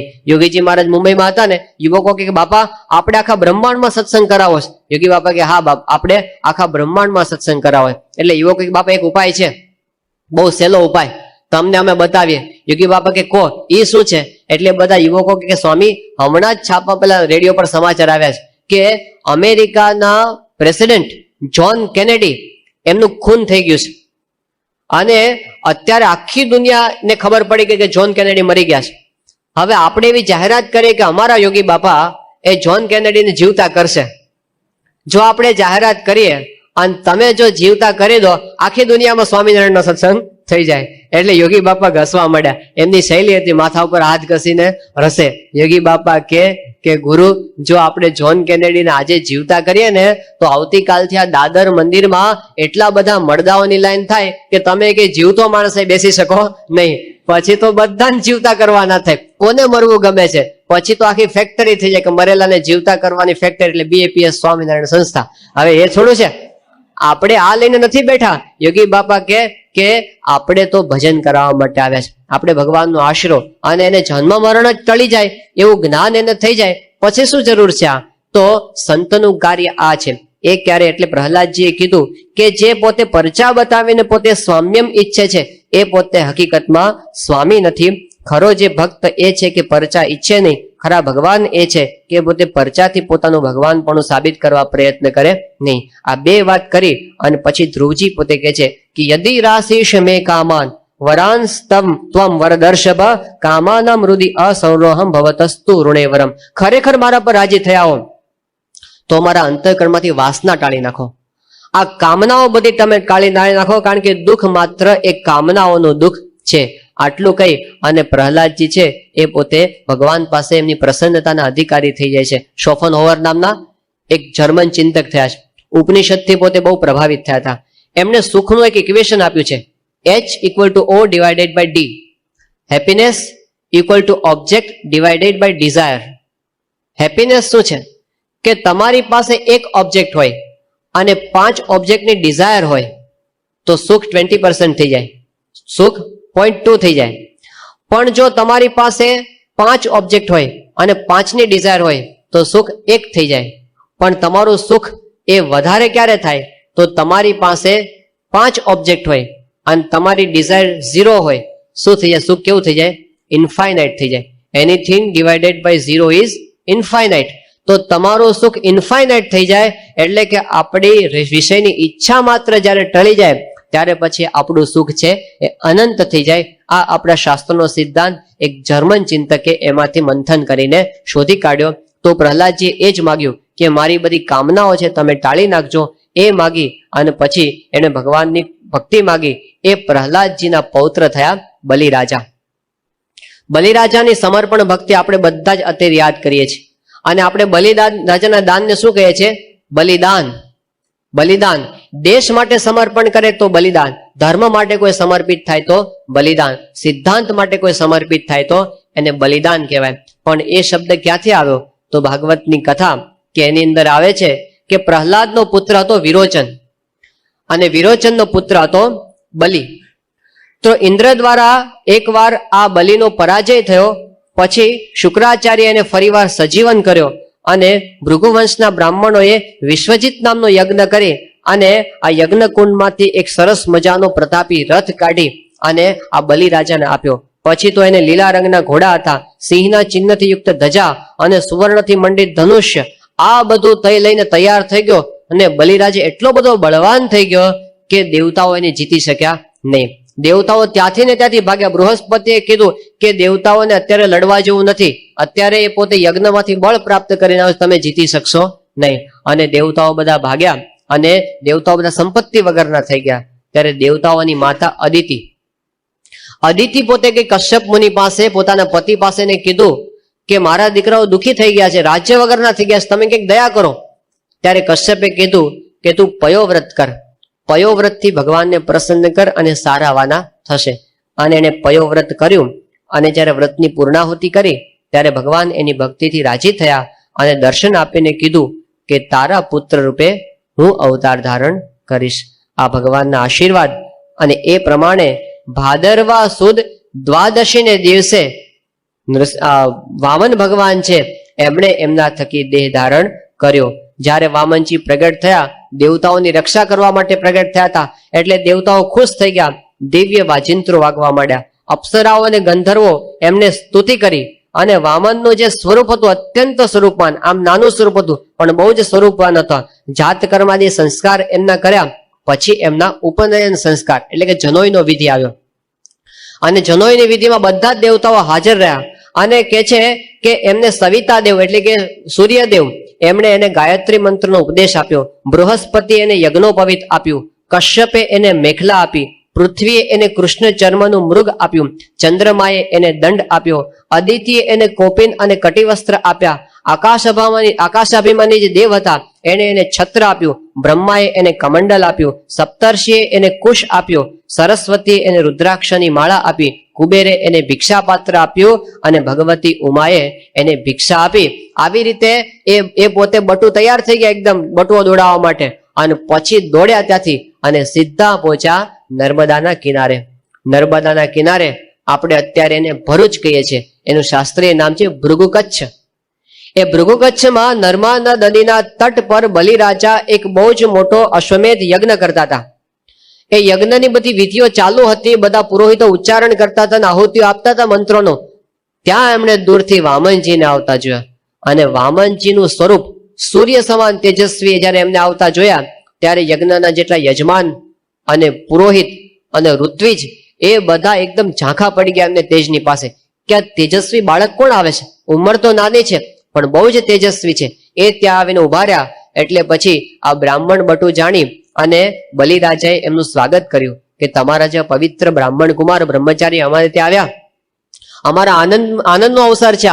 એમના ચરણ ધોયા અને આસન પર બેસાડ્યા અને પછી કીધું કે બોલો તમારી હું શું સેવા કરું. ત્યારે શરૂઆતની અંદર તો એ બ્રાહ્મણ કુમારે આખા કુળના વખાણ કર્યા કે તમારું કુળ તો બહુ સારું, એની અંદર પ્રહલાદ જેવા ભક્ત થયા અને અંદર વિરોચન જેવો બળવાન પુરુષ થયો, આખા કુળના વખાણ કર્યા. રાજી થઈ ગયો બલિ કે તમારી વાણી તો બહુ વિદવત્તા સભર લાગે છે, હવે તમે માગો તમને હું શું આપું. ત્યારે એમણે કીધું કે મારે તો ખાલી 3 ડગલા પૃથ્વી જોઈએ છે, મારે કઈ જાજુ જોતું નથી. એટલે બલિ હસવા માંડ્યો. એમણે કીધું કે મુનિ તમે આમ બોલો છો ત્યારે બહુ વિદ્વાન લાગો છો, પણ હજી તમારી બાળક બુદ્ધિ છે. કે કેમ બાળક બુદ્ધિ? કે તમને બહુ માગતા આવડતું નથી. આ મારું આટલું મોટું રાજ છે, તમે માગી લો ધન સંપત્તિ ઘોડા ઝવેરાત જે જોઈએ તે, આ 3 ડગલા પૃથ્વી શું માગી તમે? એટલે વામનજીએ કીધું કે જો ભાઈ હું તો બ્રાહ્મણનો દીકરો છું, હું તો સંતોષી છું, મારે કઈ જાજુ જોતું નથી. અને જેને 3 ડગલા પૃથ્વીથી સંતોષ ન થાય એને આખા પૃથ્વીના રાજથી પણ સંતોષ થવાનો નથી, માટે મને આટલું આપ, મારા માટે આટલું બસ છે. એટલે બલિરાજે કીધું સારું આપીએ. અને જ્યાં વિધિ ચાલતી હતી ત્યાં શુક્રાચાર્ય આવી ગયા અને બલિના કાનમાં ફૂંક મારી કે બલિ રહેવા દે, આમાં પડવા જેવું નથી, આ તો શત્રુનો પક્ષ છે. કે શું છે? કે આ સાક્ષાત વિષ્ણુ ભગવાન આવ્યા છે અને હમણાં તને લૂંટીને ભિખારી બનાવી દેશે, માટે એમની ભોળી વાતોમાં તું ભોળવાઈ જતો નહીં. ત્યારે બલિએ કીધું ખરેખર વિષ્ણુ છે? કે હા એ જ છે, હું ઓળખી ગયો છું એને. ત્યારે બલિએ કીધું કે તો મારે આપવું જ છે, કારણ કે એવો વખત ક્યારે આવે કે ત્રિલોકીના ધણી આપણી સામે હાથ લાંબો કરીને ઉભા હોય, એ આખી દુનિયાનું ભરણ પોષણ કરે છે અને મારી સામે એ ઉભા છે માગવા માટે આના જેવો અવસર તો બીજો નહીં. શુક્રાચાર્ય બહુ મનાવ્યા પણ પેલો માન્યો નહીં. ત્યારે શુક્રાચાર્ય શાપ આપ્યો કે જા હવે તું ગરીબ થજે. અને ત્યારે પછી જયારે જારી રાખી કથા કરો એવું કે છે કે પાણીનો સંકલ્પ કરાવવા માટે જ્યાં પેલું પાણી નાખવા ગયા વામનજી, ત્યાં શુક્રાચાર્ય હતા એ પાણીની જાળીમાં પેલો કીડો થઈને અંદર બેસી ગયા, પાણી પડે નહીં, આમ હલાવ્યું. વામનજી કે પાણી કેમ પડતું નથી? એટલે એને એક સળી લીધી અને પછી આમ નાખી આમ, અને શુક્રાચાર્યની એક આંખ છે ફૂટી ગઈ. શુક્રાચાર્ય કે પારકી પંચાયતમાં આપણી એક આંખ ગઈ, મૂકો પડતું, એમ કરીને બહાર નીકળી ગયા કે આમાં કઈ કરવા જેવું નથી. અને શુક્રાચાર્ય હજી સુધી કાણા કહેવાય છે. તો ત્યાં આગળ પછી ભગવાને સંકલ્પ કરાવ્યો કે અદ્યાત્ર માસોત્તમે માસે શ્રાવણ માસે શુક્લ પક્ષે શુભ પુણ્ય તિથો દ્વિતીયાયામ તિથો બુધવાસરે સર્વેષુ ગ્રહેષુ યથાશમ રાશિ સ્થાન, એમ કરીને સંકલ્પ કરાવ્યો કે હવેથી હું 3 ડગલા પૃથ્વી આપવાનો સંકલ્પ કરાવું છું. અને જ્યાં સંકલ્પ કર્યો એ સાથે પાણી નીચે પડ્યું અને વામનજી માંથી વિરાટ બની ગયા. ત્યાં જ એમની નજર સામે પેલો તો જોતો જ રહ્યો, આંખો ફાટી ગઈ બધાની કે આ શું છે. અને ત્યાં તો શંખ ચક્ર ગદા અને પદ્મથી યુક્ત આખું સ્વરૂપ એને દેખાયું. અને કેવું સ્વરૂપ હતું તો ભાગવત એનું વર્ણન કરે છે કે એનીથી પૃથ્વી આખી છવાઈ ગઈ, આકાશ ભરાઈ ગયું, દિશાઓ ભરાઈ ગઈ, સ્વર્ગ પાતાળ સમુદ્ર પશુ પંખી મનુષ્ય દેવતા ઋષિ આ બધા જ એમના શરીરની અંદર સમાઈ ગયા. અને એટલું બધું વિરાટ સ્વરૂપ હતું કે એક પગલાથી આખી પૃથ્વી ભગવાને માપી લીધી, બીજા પગલાથી આખું સ્વર્ગ છવાઈ ગયું. અને ભગવાન હસવા માંડ્યા. બલિરાજા સમજી ગયો કે મારી સાથે ચીટિંગ થયું છે, મને રીતસર છેતરવામાં આવ્યો છે. સમજી ગયા બલિ, પણ બલિ છે એ વખતે ગુસ્સે ના થયા, એને ભગવાનનો અભાવ પણ ના આવ્યો. આ બલિરાજાની વિશેષતા, એ પોતે હાથ જોડીને ઉભા રહ્યા ત્યાં આગળ અને આવી પરિસ્થિતિ જ્યારે હતી ત્યારે ત્યાં આગળ પ્રહલાદ આવીને ઉભા રહ્યા. પ્રહલાદજી એટલે બલિરાજાના દાદા, એટલે પોતાના દાદા સામે આવીને ઉભા રહ્યા. હવે પોતે એવી પરિસ્થિતિમાં હતો કે દાદાનું સન્માન થાય એમ નહોતું, એટલે બલિરાજા નીચું જોઈને ઉભા રહ્યા. અને ત્યાં આગળ પ્રહલાદે ભગવાનને કીધું કે ભગવાન, તમે જે કર્યું છે ને એ બધું બરાબર કર્યું છે. જો એ પણ પોતે એમ નથી કહેતા કે મારા પૌત્રને આવી દશા કરી તમે, પણ પ્રહલાદ કહે છે કે પ્રભુ, તમે જે કર્યું છે ને એ બધું બરાબર જ કર્યું છે. તમે જે સંપત્તિ આપી છે એ પણ સારું કર્યું છે, અને તમે જે લઈ લો છો એ પણ તમે સુંદર જ કર્યું છે. આ ભક્તની ભાવના કે ભગવાન જે કરે છે એ સારું જ કરે છે.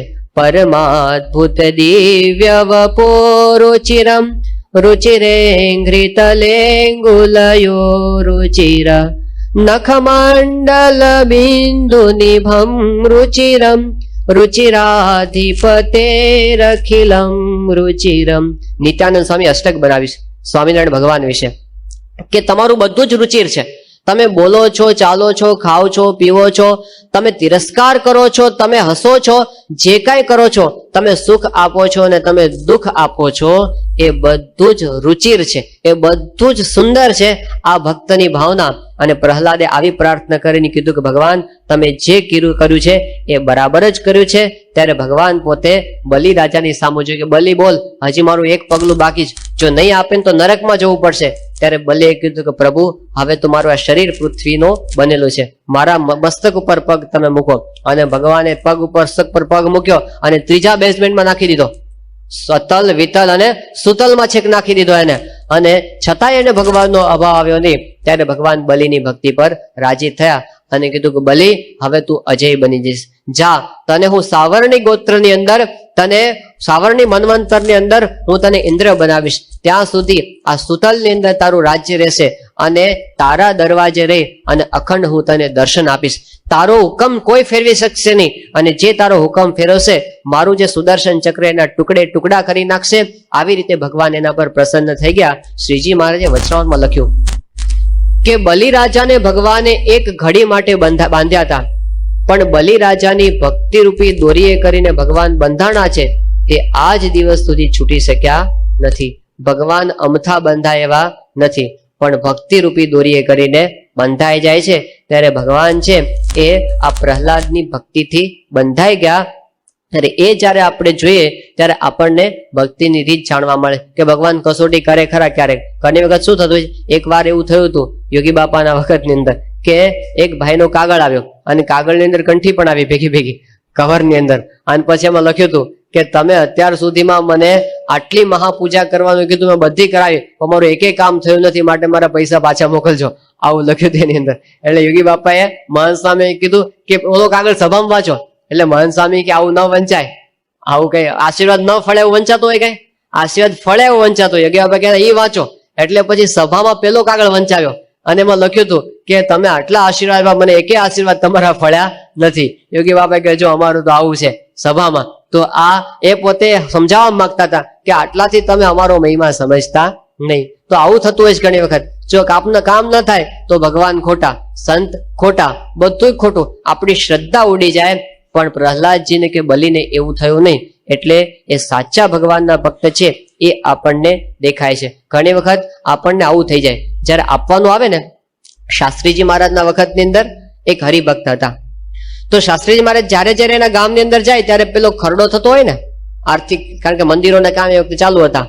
એટલે જ્યાં જાય ત્યાં આગળ પૈસાની વાત કરવાની કે આટલી આર્થિક સેવા મંદિરમાં કરવાની છે તમારે. આ બધું દર વખતે ધર્માદો કરવા માટે જવાનું થાય ત્યાં આગળ, કથા વાર્તા ધર્માદો. તો જોગી મહારાજ ભેગા હોય, શાસ્ત્રીજી મહારાજ પેલી સેવા કરવાની વાત કરે. જોગી મહારાજ તો શું કરે, એ તો બધાનો મહિમા સમજે, બધાની સેવા કરી નાખે. એટલે પેલા હરિભક્ત કે ને કે આ જોગી મહારાજ બહુ સારા છે, આ શાસ્ત્રીજી મહારાજ લોભિયા છે. જયારે આવે ને ત્યારે પૈસા જ માગ કરે છે, બીજી કઈ વાત એમની પાસે હોતી નથી. આવું એમને થયા કરે. જોગી હારા, જોગી મહારાજ કઈ માગતા નથી. હવે એવું થયું કે શાસ્ત્રી મહારાજ તો ધામમાં પધાર્યા, પછી બધો વહીવટ આવો જોગી મહારાજ ઉપર. અને જોગી મહારાજ જયારે વિચરણ કરતા કરતા ગામમાં ગયા ત્યારે પછી ખરડાની વાત પાછી યોગી મહારાજે કાઢી. એટલે કે આ જોગી પેલા હારા હતા, પાછા બગડી ગયા. હવે એ પણ બગડી ગયા. તો આજે સેવા કરવાની વાત આવે, આપણને શું થઈ જાય કે આપણે જેમ આપણે સ્વાર્થી છીએ ને એમ ભગવાન અને સંતને આપણે સ્વાર્થી માની લઈએ, કારણ કે આપણા ચશ્માથી આપણે જોતા હોઈએ, એટલે આપણે આખી દુનિયામાં બધાને સ્વાર્થી જોયા હોય, એટલે એને પણ આપણે એવા માની લઈએ. પણ હકીકતમાં એવું નથી. જે આપણને નરસિંહ મહેતાએ એમના કીર્તનમાં કીધું છે કે લક્ષ્મીજી અર્ધાંગના મારી, તે મારા સંતની દાસી રે. લક્ષ્મીજી અર્ધાંગના મારી, તે મારા સંતની દાસી રે. કે છે કે લક્ષ્મીજી મારી ભલે અર્ધાંગના, સંતની તો એ દાસી છે, એની આજ્ઞા પ્રમાણે વર્તે. લક્ષ્મીની ક્યાં ખોટ છે? કો એ કરી શકે બધું, પણ આપણી સેવા લે છે એવું એ સમય આપણને યાદ રહી શકે નહીં. થોડા સમય પહેલા પ્રસંગ બનેલો, સ્વામીશ્રી જયારે ચરોતરમાં પેલા વિચરણ કરતા હતા, એક વખત શું થયું કે વિચરણ કરતા કરતા બોચાસણ પધાર્યા. તો એ વખતે બોચાસણ સ્વામી રોકાયા હતા, અને ત્યાં 2 દિવસ પછી એક ભાઈનો કાગળ આવ્યો. વડોદરા જિલ્લાનો એક યુવક હતો અને પ્રવીણ એનું નામ હતું. એ કાગળની અંદર એમણે જે લખ્યું એ સ્વામીશ્રી જમવા બેઠા ત્યારે એની સામે વંચાયું. એને એવું લખ્યું હતું કાગળમાં કે સ્વામી, તમે જયારે આ ખેડા જિલ્લામાં વિચરણ કરતા હતા ત્યારે ભેગો ભેગો હું પણ વિચરણમાં ફરતો હતો યુવક તરીકે. હવે પધરામણીમાં બધી ભેટ આવે પેલી બધી, ને પોચો ફાડીને પાછી આપવાની હોય, પણ મારા મનની અંદર એક વખત કઈ એવો દાનત મારી બગડી, એટલે મેં 50 રૂપિયાની ચોરી કરી લીધી. પછી તો હું ફરતો ફરતો અહીંયા મારે ઘરે આવી ગયો, પણ ગઈકાલે રાત્રે સપનામાં તમે આવ્યા અને સપનામાં કીધું કે આ ઠાકોરજીના પૈસા કહેવાય, ભગવાનના, આપણે રખાય નહીં, માટે 50 રૂપિયા છે ને તું પાછા મોકલી આપજે. એટલે હું તમારી માફી માંગુ છું અને આ 50 રૂપિયા હું તમને પાછા મોકલું છું. એવું એને કાગળની અંદર લખ્યું હતું. હવે સ્વામી જયારે જમતા હતા ને એની પાસે આખો કાગળ વંચાયો. તો જનમંગલ સ્વામી સામે બેઠા હતા. એને સ્વામીને કીધું કે સ્વામી, તમે આ 50 રૂપિયા માટે ઓલા છોકરાને ત્યાં છે સપનામાં દર્શન આપવા માટે ગયા, એના કરતા ટાટા બિરલાને એકવાર દર્શન આપી દીધા હોત તો અમારે તો સરખું જ ઐશ્વર્ય વાપરવાનું હતું ને, જેટલું અહીં વાપર્યું એટલું ત્યાં. તો અમારે આ બધું જોડી માગવાની, આ બધું ગામડે ગામડે રખડવાનું બધું મટી જાય. સ્વામી કે આપણી આ જ રીત છે, આપણું માગવાનું ક્યારેય બંધ થવાનું નથી. આ ભક્તિ છે આપણી, એટલે એ એવું ક્યારેય કરશે નહીં. બાકી ધારે તો કરી શકે કે નહીં. શ્રીજી મહારાજે સમાધિ પ્રકરણ કરાવ્યું હતું સ્વામિનારાયણ ભગવાને, અને કેવું સમાધિ પ્રકરણ! મારા દ્રષ્ટિ કરે સમાધિ થઈ જાય. તો ચકલાને અને માછલાને મહારાજે સમાધિ કરાવી હતી, ચકલાને અને માછલાને. હવે એના કરતા ઇંગ્લેન્ડની રાણીને સમાધિ કરાવી હોત તો એને તો હરખું ઐશ્વર્ય વાપર. મહારાજ લોજની અંદર જયારે ફરતા હતા, જયારે નીલકંઠ વર્ણી વેશે, રોજ મહારાજ છાણા વીણવા માટે જાય નીલકંઠ વર્ણી. તો રોજ છાણા વીણવા જાય તો ગામની ભરવાડણો છાણા વીણવા માટે આવે.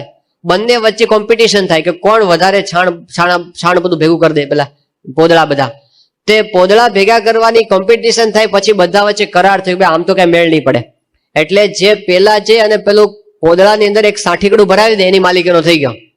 તો એમાંય પેલી ભરવાડણો તો જાજે, નીલકંઠ વાણી તો એકલા બિચારા ક્યાંથી પહોંચી વળે. એટલે એમાં પણ ભાઈ જયારે બહુ થવા માંડ્યું, એટલે મહારાજે પછી ઐશ્વર્ય વાપર્યું. તો કોઈ ભરવાડણા પોદળો લેવા જાય ને, તે પોદળામાં આખું બ્રહ્માંડ દેખાય. એટલે ઓય બાપા કરીને ભાગે, એટલે મારે જ પોદળો ઉપાડી લે. હવે શ્રીજી મહારાજે નીલકંઠ વર્ણીએ એક પોદળો વધારે લેવા માટે પોદળામાં બ્રહ્માંડ દેખાડ્યું હતું. તે કોઈક રાજાને કોઈક રાણીને બતાવ્યું પોદળા બ્રહ્માંડ આમ, તો કેટલું બધું મળી જાત. પણ એને કઈ એ સંપત્તિની લાલસા નહોતી. એમને તો ભક્તપણું ખપે છે.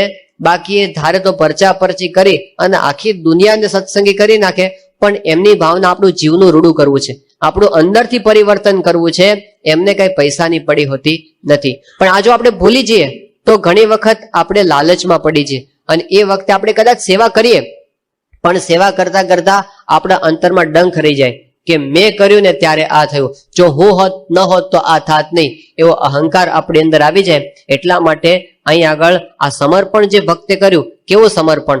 ઘણા બધા ભક્તો આપણે કરે છે દેશ ને પરદેશમાં, પોતાનું સર્વસ્વ આપી દે છે. કેટલા બધા ભક્તો કેવા છે, પોતાના ટાઈમનું સમર્પણ આપે છે. કેટલા બધા પોતાના દીકરાનું સમર્પણ, કેટલા બધા એવા છે પોતાના સ્વભાવનું સમર્પણ, પોતે લોકલાજનું સમર્પણ આપી દે છે. હમણાંનો પ્રસંગ છે, પ્રમુખ સાહેબ મહારાજ ત્યાં અમેરિકામાં બિરાજમાન હતા, એમની પાસે વાત થઈ કે ન્યૂ જર્સી સ્ટેટની અંદર ચેરી હિલ નામનું આપણું એક સ્થાન છે. તો એ શહેરની અંદર એક ડોક્ટર રહે છે. ડોક્ટરનું નામ છે રાજીવ વ્યાસ. બહુ જ મોટા ડોક્ટર છે, કારણ કે એના હાથ નીચે 800 માણસો કામ કરે છે, અને 38 ડોક્ટરો એના આસિસ્ટન્ટ તરીકે કામ કરે છે. અને ન્યૂ જર્સીની અંદર એક બહુ જ મોટી હોસ્પિટલના ડાયરેક્ટર તરીકે પોતે કામ કરે છે. આ ડોક્ટર રાજીવભાઈ વ્યાસ રોજ સવારે ભગવાનના મંદિરના દર્શન કરવા આવે છે, એટલું જ નહીં, મંદિરના બધા જ સંડાસ બાથરૂમ પોતે જાતે સાફ કરે સવારના પોરમાં.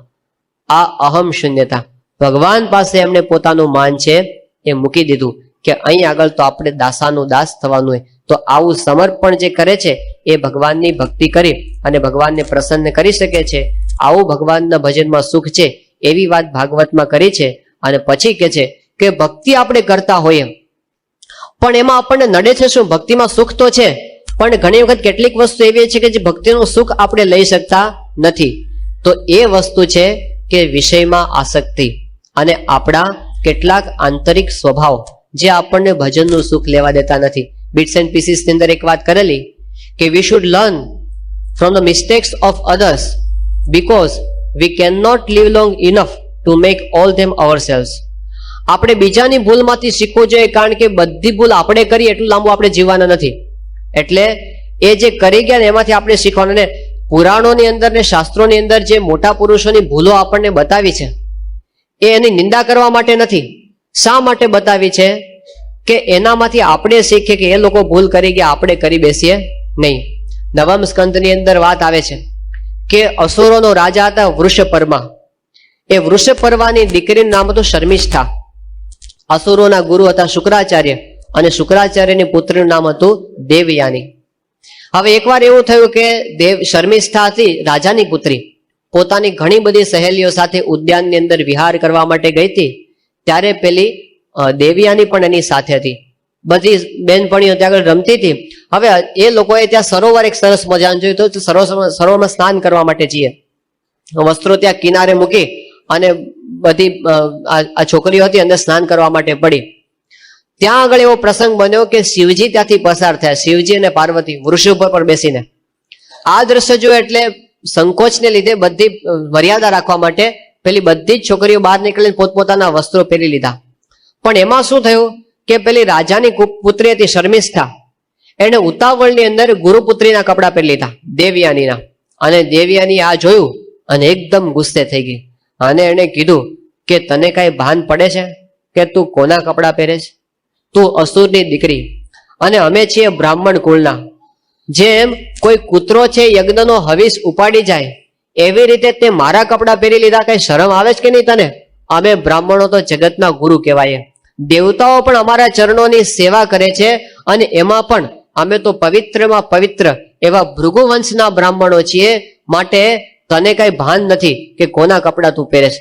આવી રીતે શબ્દો માર્યા એટલે શર્મિષ્ઠા એકદમ સામે ગુસ્સે થઈ ગઈ. એ રાજાની દીકરી હતી, એ કઈ ગાંજી જાય એમ નહોતી. કે તું ભિખારણ, તને ખબર છે કે મારો બાપ રોટલા નાખે ત્યારે તારો બાપ ખાઈ શકે છે? તો કૂતરા ને કાગડાની જેમ અમારા નાખેલા અન્ન ઉપર જીવે છે અને આટલો બધો રોપ શાનો કરે છે? માટે જા તને હું બતાવી દઉં છું. એટલે એને તો પોતાની 1000 સખીઓ હતી, બધાની મદદ લઈ અને દેવયાનીના કપડા ખેંચી અને એને કુવામાં નાખી દીધી, ઊંડા કુવામાં. અને આ બાજુ પેલી સખીઓ બધી જતી રહી, શર્મિષ્ઠા એની બધી બધી બેનપણીઓ. આ બાજુ એવું થયું કે યયાતિ નામનો એક રાજા હતો અને એ જંગલની અંદર નીકળ્યો હતો વિહાર કરવા માટે, શિકાર કરવા. અને એને તરસ બહુ લાગી હતી. એ પાણીની શોધ કરતો ત્યાં કૂવો જોયો એને, અને કૂવામાં જે ડોક્યું કર્યું ત્યાં તો દેવયાની અંદર હતી. એને જે કોઈ સ્ત્રી અંદર છે. દેવયાની વિનંતી કરે મને બહાર કાઢો, તો એની પાસે કોઈ વસ્ત્ર નહોતા, તો આણે પોતાનું ઉપવસ્ત્ર અંદર નાખ્યું અને દેવયાની એ વસ્ત્ર પહેર્યું અને પછી આણે દોરડું નાખી અને દેવયાનીને બહાર કાઢી હાથ પકડીને. અને જેવી હાથ પકડીને દેવયાની બહાર આવી એવી યયાતિને કહે કે તમે હાથ પકડ્યો તો હવે મુકતા નહીં, હવે તમે મુકતા નહીં. પેલા એ કીધું પણ હું તો ક્ષત્રિય છું અને તું તો બ્રાહ્મણની દીકરી છે. ત્યારે દેવયાનીએ કીધું કે મને બૃહસ્પતિના દીકરા કચ્છનો મને શાપ થયો છે કે મને કોઈ બ્રાહ્મણ પુત્ર મને પરણશે નહીં, એટલે મારે તો ક્ષત્રિય સાથે જ પરણવાનું છે, તો તમે મારી સાથે લગ્ન કરો. યયાતિએ કીધું સારું, તારા બાપુજીને વાત કરજે અને હું પછી આવીશ. એમ કરીને ઘરે ગઈ અને દેવયાનીએ ઘરે જઈ અને શુક્રાચાર્યને ફરિયાદ કરી. કીધું કે આ શર્મિષ્ઠા અને બધી સખીઓએ ભેગા થઈને મને કુવામાં નાખી દીધી અને મારો આવી રીતે ભયંકર અપમાન કર્યું. ત્યારે શુક્રાચાર્યને પુત્રી પર બહુ પ્રેમ હતો. એ એકદમ ગુસ્સે થઈ ગયા કે જવા દો, આપણે આ રાજ્યમાં રહેવું જ નથી. એ તો પોતે જવા માટે તૈયાર થઈ ગયા. વૃષપર્વા રાજાને ખબર પડી કે શુક્રાચાર્ય જાય છે. શુક્રાચાર્ય જાય તો દાનવોનું ધનોત્પન્ન નીકળી જાય, કારણ કે એની રક્ષાથી જે લોકો જીવતા હતા. ત્યારે વૃષપર્વાએ જઈને શુક્રાચાર્યના પગ પકડી લીધા કે ગુરુજી અમારી ભૂલ માફ કરો અને તમે અહીં રહી જાઓ. ત્યારે શુક્રાચાર્યએ કીધું કે મારી દીકરીની ઈચ્છા પૂરી થાય તો હું અહીંયા રહું, એને તમે સંતોષ પમાડો તો અહીંયા રહું. ત્યારે દેવયાનીને પૂછ્યું કે બોલ તારી શું ઈચ્છા છે? દેવયાનીએ કીધું કે મારી એ ઈચ્છા છે કે હું જ્યાં પરણીને જાઉં ત્યાં આગળ શર્મિષ્ઠા મારી દાસીથીને મારી ભેગી આવે. હવે શર્મિષ્ઠાને આ વાતની ખબર પડી, પણ એને પોતાના કુળને બચાવવું હતું, પોતાના પિતાને, એટલે એમણે કીધું કે ભલે હું એ સહન કરીશ.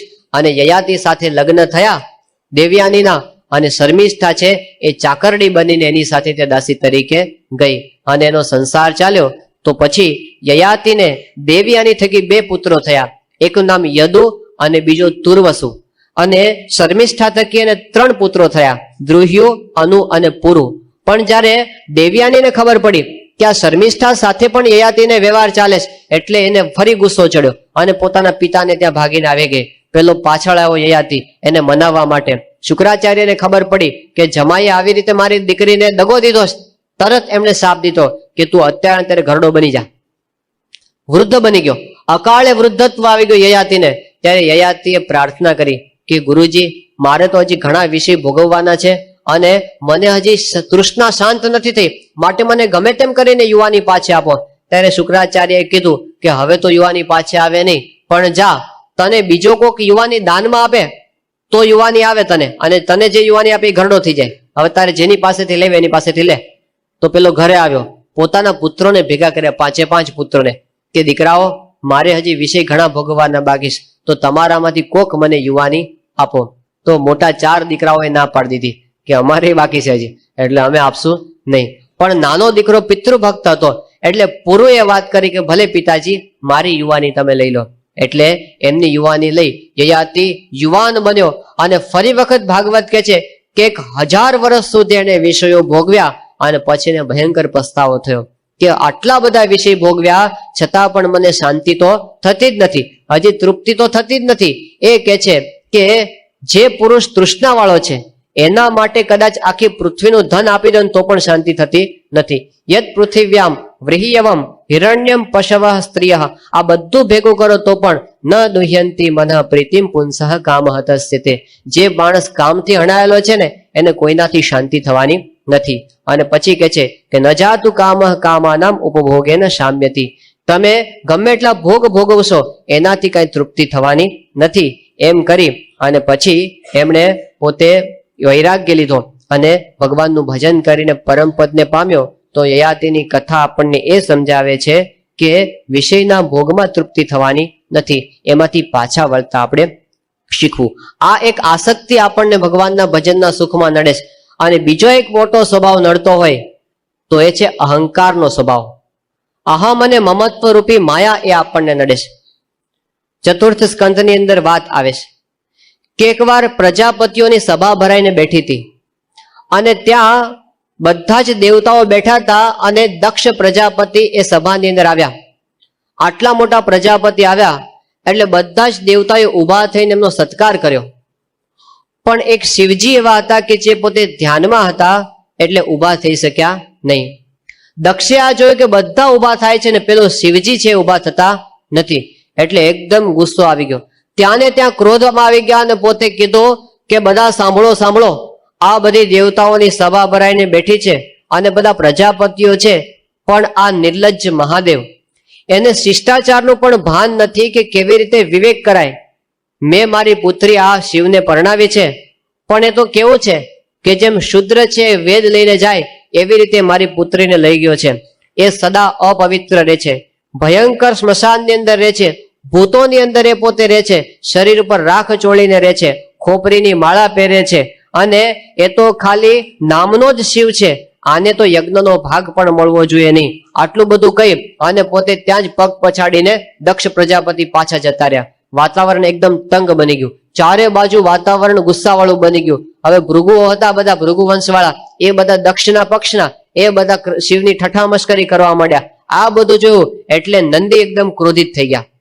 ભગવાન શિવજીના સેવક નંદી એકદમ ગુસ્સે આવી ગયા અને નંદીએ ત્યાં ને ત્યાં સાપ ફટકાર્યો કે તમે બધા કર્મકાંડીઓ, તમને ક્યારે આત્મજ્ઞાન પ્રાપ્ત થશે નહીં અને ભિખારી બનીને જગતની અંદર રખડા કરશો.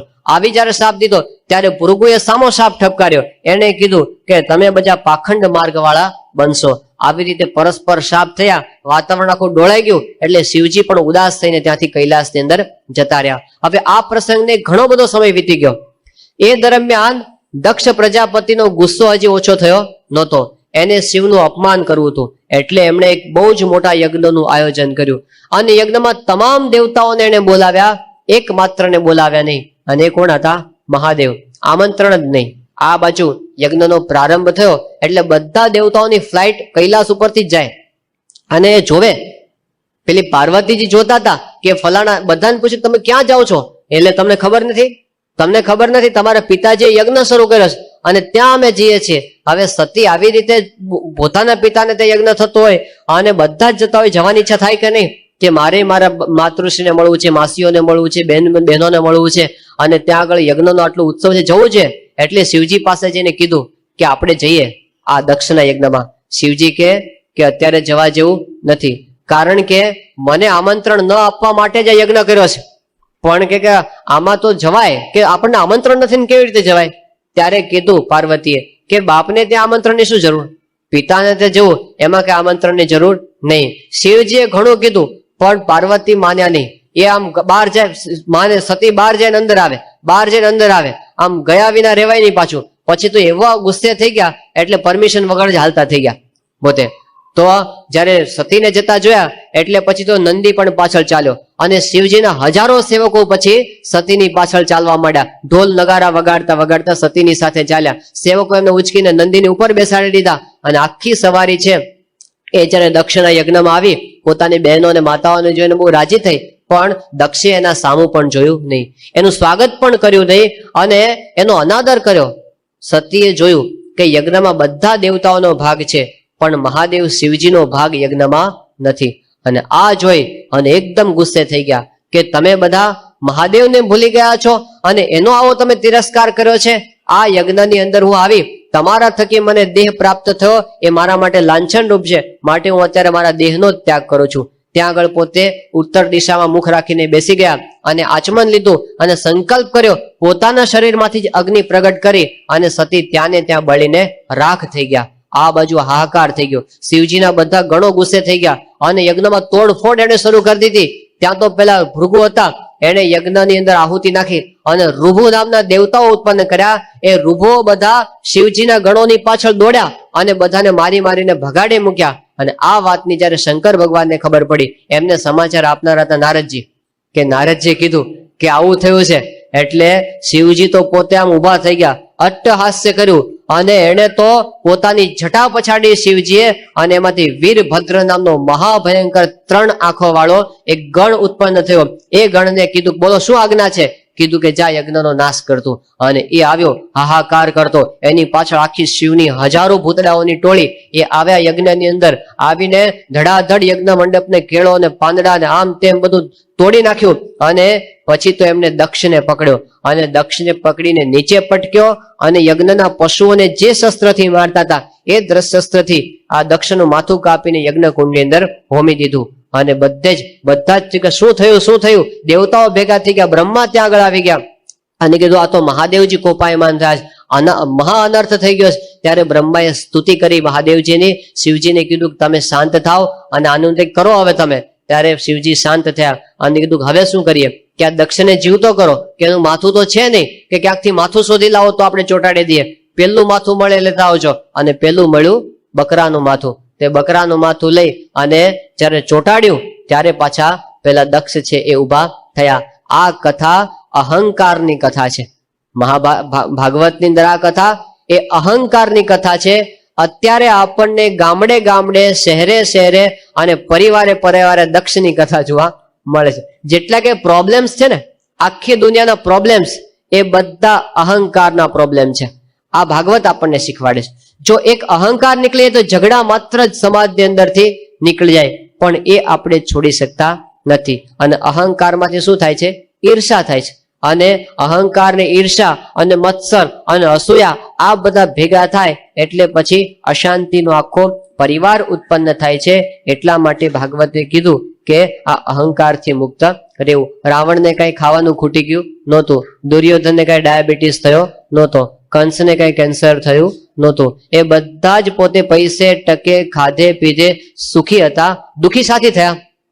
અહંકારને લીધે અને પોતાના સ્વભાવને લીધે, ઈર્ષાને લીધે દુઃખી થયા. એકવાર રાજાએ એવું કર્યું ને કે પોતાનો કોઈ વારસદાર હતો નહીં, એટલે એને એવું કીધું કે આવતીકાલે સવારે જેને રાજા થવું હોય એ મારા મહેલના પ્રાંગણમાં આવી જાય, કોઈ ક્વોલિફિકેશનની જરૂર નથી. હવે આમાં કોઈ બાકી રહે? એટલે તો સવારના પોરમાં 8 વાગ્યાનો ટાઈમ હતો, પણ 6 વાગ્યામાં ગ્રાઉન્ડ ચિક્કાર, આખું ગ્રાઉન્ડ ભરાઈ ગયું કે કદાચ આપણો ચાન્સ લાગી જાય. બુઢિયા હતા આવી ગયા કે ચલો થોડો લાભ છેલ્લે આપણે લઈ લઈએ. એટલે આવીને બેસી ગયા અને રાજા પોતે 8 વાગ્યાનો સમય થયો એટલે મહેલની અટારી પર ઓહો આટલા બધા એમ્પ્લોઈઝ આવે. એને ઉપરથી જાહેરાત કરી કે હું જાહેરાત કરું છું કે આમાં તમારા બધામાંથી મારે સિલેક્શન કરું કે ભગવાન કરે સારું. એટલે અહીંથી એક ફૂદું નાખું છું નીચે, ફૂદું. એ ફૂદું જેના ઉપર પડે એ રાજા. એમ કરીને પોતે કીધું જેના ઉપર ફૂદું પડે અંદર આવજો, મહેલમાં હું બેઠો છું અને તમારી વિધિ બધી થઈ જશે. જઈને બેઠો નિરાતે, હમણાં 5 મિનિટમાં કોઈક આવશે. પણ 5 મિનિટ 10 મિનિટ થી તો કોઈ આવ્યું નહીં, 15 મિનિટ થી તો કોઈ આવ્યું નહીં, અડધો કલાક થયો તો કોઈ આવ્યું નહીં, પોણો કલાક ના. પેલો રાજા કોઈ આવતું કેમ નથી કોઈ? એટલે પાછો મહેલની અટારી ઉપર ચડ્યો કે ફૂદું કોના પર પડ્યું? તો ઉપર ચડીને જોયું ને તો ફૂદું હજી કોઈના પર પડ્યું જ નહોતું, એ ઉપર જ ઉડતું હતું. કેમ કે કોકના ઉપર પડવા જાય ને એટલે બાજુવાળો ફૂંક મારે કે આ ક્યાં રાજા બની જાય છે, હું ના બનો તો કઈ ને, આને તો ના જ બનાવો. તે આખા દરબારમાં ફૂંકા ફૂંક ચાલતું હતું. પેલાને ફૂંક મારે, પેલાને ફૂંક મારે. હું આગળ ના વધુ તો કઈ નહીં, પણ તને તો વધવા દઉં નહીં. જેમ શિવજી પ્રસન્ન થયા ભગત ઉપર કે માગ, જે માગે આપો, એક શરત છે, તારા કરતા પાડોશીને ડબલ મળશે. પેલો કે પણ મેં તપશ્ચર્યા કરી, પાડોશીને શેનું મળે? શિવજી કે ભાઈ તને હું ઓછું કરવાનું નથી, તું 1 લાખ માગીશ તો હું કઈ 1 રૂપિયો ઓછો કરવાનો નહીં, તને તો મળશે જ, આ તો પાડોશીને ડબલ મળશે એટલું જ, એમાં તને શું વાંધો છે? તું માગી લે ને માગવા હોય એટલા. પણ પેલો કે વેઇટ, તો મારે એક દિવસ વિચાર કરવો પડશે, જરા મંથન કરીને આવું. અને બીજે દિવસે સાંજની 7 વાગ્યાની એપોઇન્ટમેન્ટ લીધી અને ઘરે ગયો અને પછી બધી પૂર્વ આખો દિવસ વિચાર કર્યો શું માગું. અને પછી 7 વાગે બરાબર ગયો અને શિવજી પધારે કે બોલ શું વિચાર કર્યો છે? કે બસ તૈયાર છે, આપવા તૈયાર? કે હા. કે 3 વરદાન છે. શું બોલ? કે મારો 1 હાથ કપાઈ જાય, 1 પગ કપાઈ જાય, 1 આંખ ફૂટી જાય, બસ આટલું મારે જોઈએ. કે હારું માગ ને. ના બસ કે આમાં જ મને શાંતિ છે. શું શાંતિ? કે પાડોશીના 2 પગ કપાય, એના 2 હાથ કપાય, એને 2 આંખો જાય, એટલે બીજાના દુઃખની અંદર હું સુખી થઈશ. આ દુર્યોધનની વૃત્તિ. દુર્યોધન સુખી શું થતો હતો? કે બસ પાંડવો વનમાં ભટકતા હોય એ જોઈને મને જેવો આનંદ આવે છે એવો મને બીજે ક્યાંયથી આનંદ આવતો નથી. તો કોકના દુઃખને જોઈને રાજી થવાની આ વૃત્તિ, આસુરી વૃત્તિ, એ આપણી અંદર જે પડેલી છે એ સુખ લેવા દેતી નથી. તો ભગવાનના ભજનની અંદર આવા સ્વભાવ બધા આપણને નડે છે. પરિવારની અંદર પ્રશ્ન શેના હોય છે? સ્વભાવના, અહંકારના. પ્રમુખ સાહેબ મહારાજ પેલી વાત કરે છે સાસુ વહુના ઝઘડાવાની. કેવું હતું કે ડોશીમાં હતા ને સાસુ, એ બહાર ગયા હતા અરે ખેતરે ઘાસ કાપવા માટે.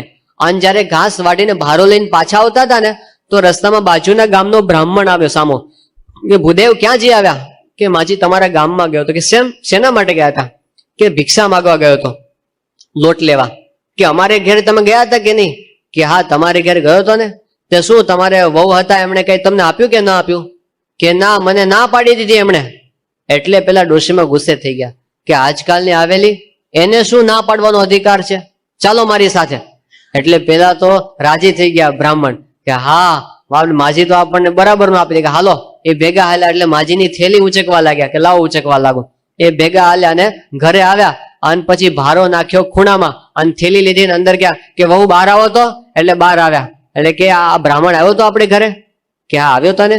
કે શું પછી કઈ લોટ તે આપ્યો? કે ના, મેં ના પાડી દીધી. અને પેલા ડોશીમાં ગુસ્સે થઈ ગયા, આજકાલને આવેલી ઘરમાં તારો અધિકાર છે, તને શેનો ના પાડવાનો અધિકાર? તું શાની ના પાડે? ના પાડું તો હું પાડું. પછી પેલા બ્રાહ્મણને કે જા જતો રે, નહીં મળે. આટલું જ હતું. ના પાડું તો હું પાડું, તું શાની ના પાડી જાય? ના પાડવા માટે પેલા બ્રાહ્મણને બિચારાને 2 કિલોમીટરનો ધક્કો થયો. પણ દુઃખી કરે માણસ.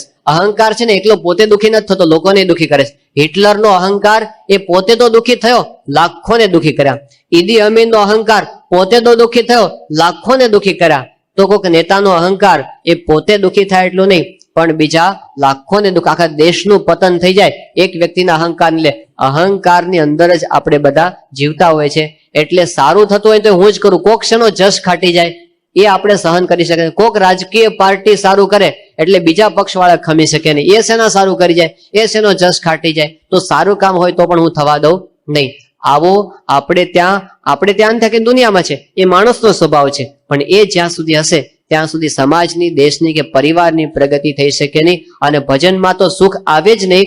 તો એ જો આપણે છોડીએ, ભાગવત કહે છે કે દક્ષ પ્રજાપતિ જેવા આપણે થવું નહીં, નહીતર શેનું મોઢું થશે?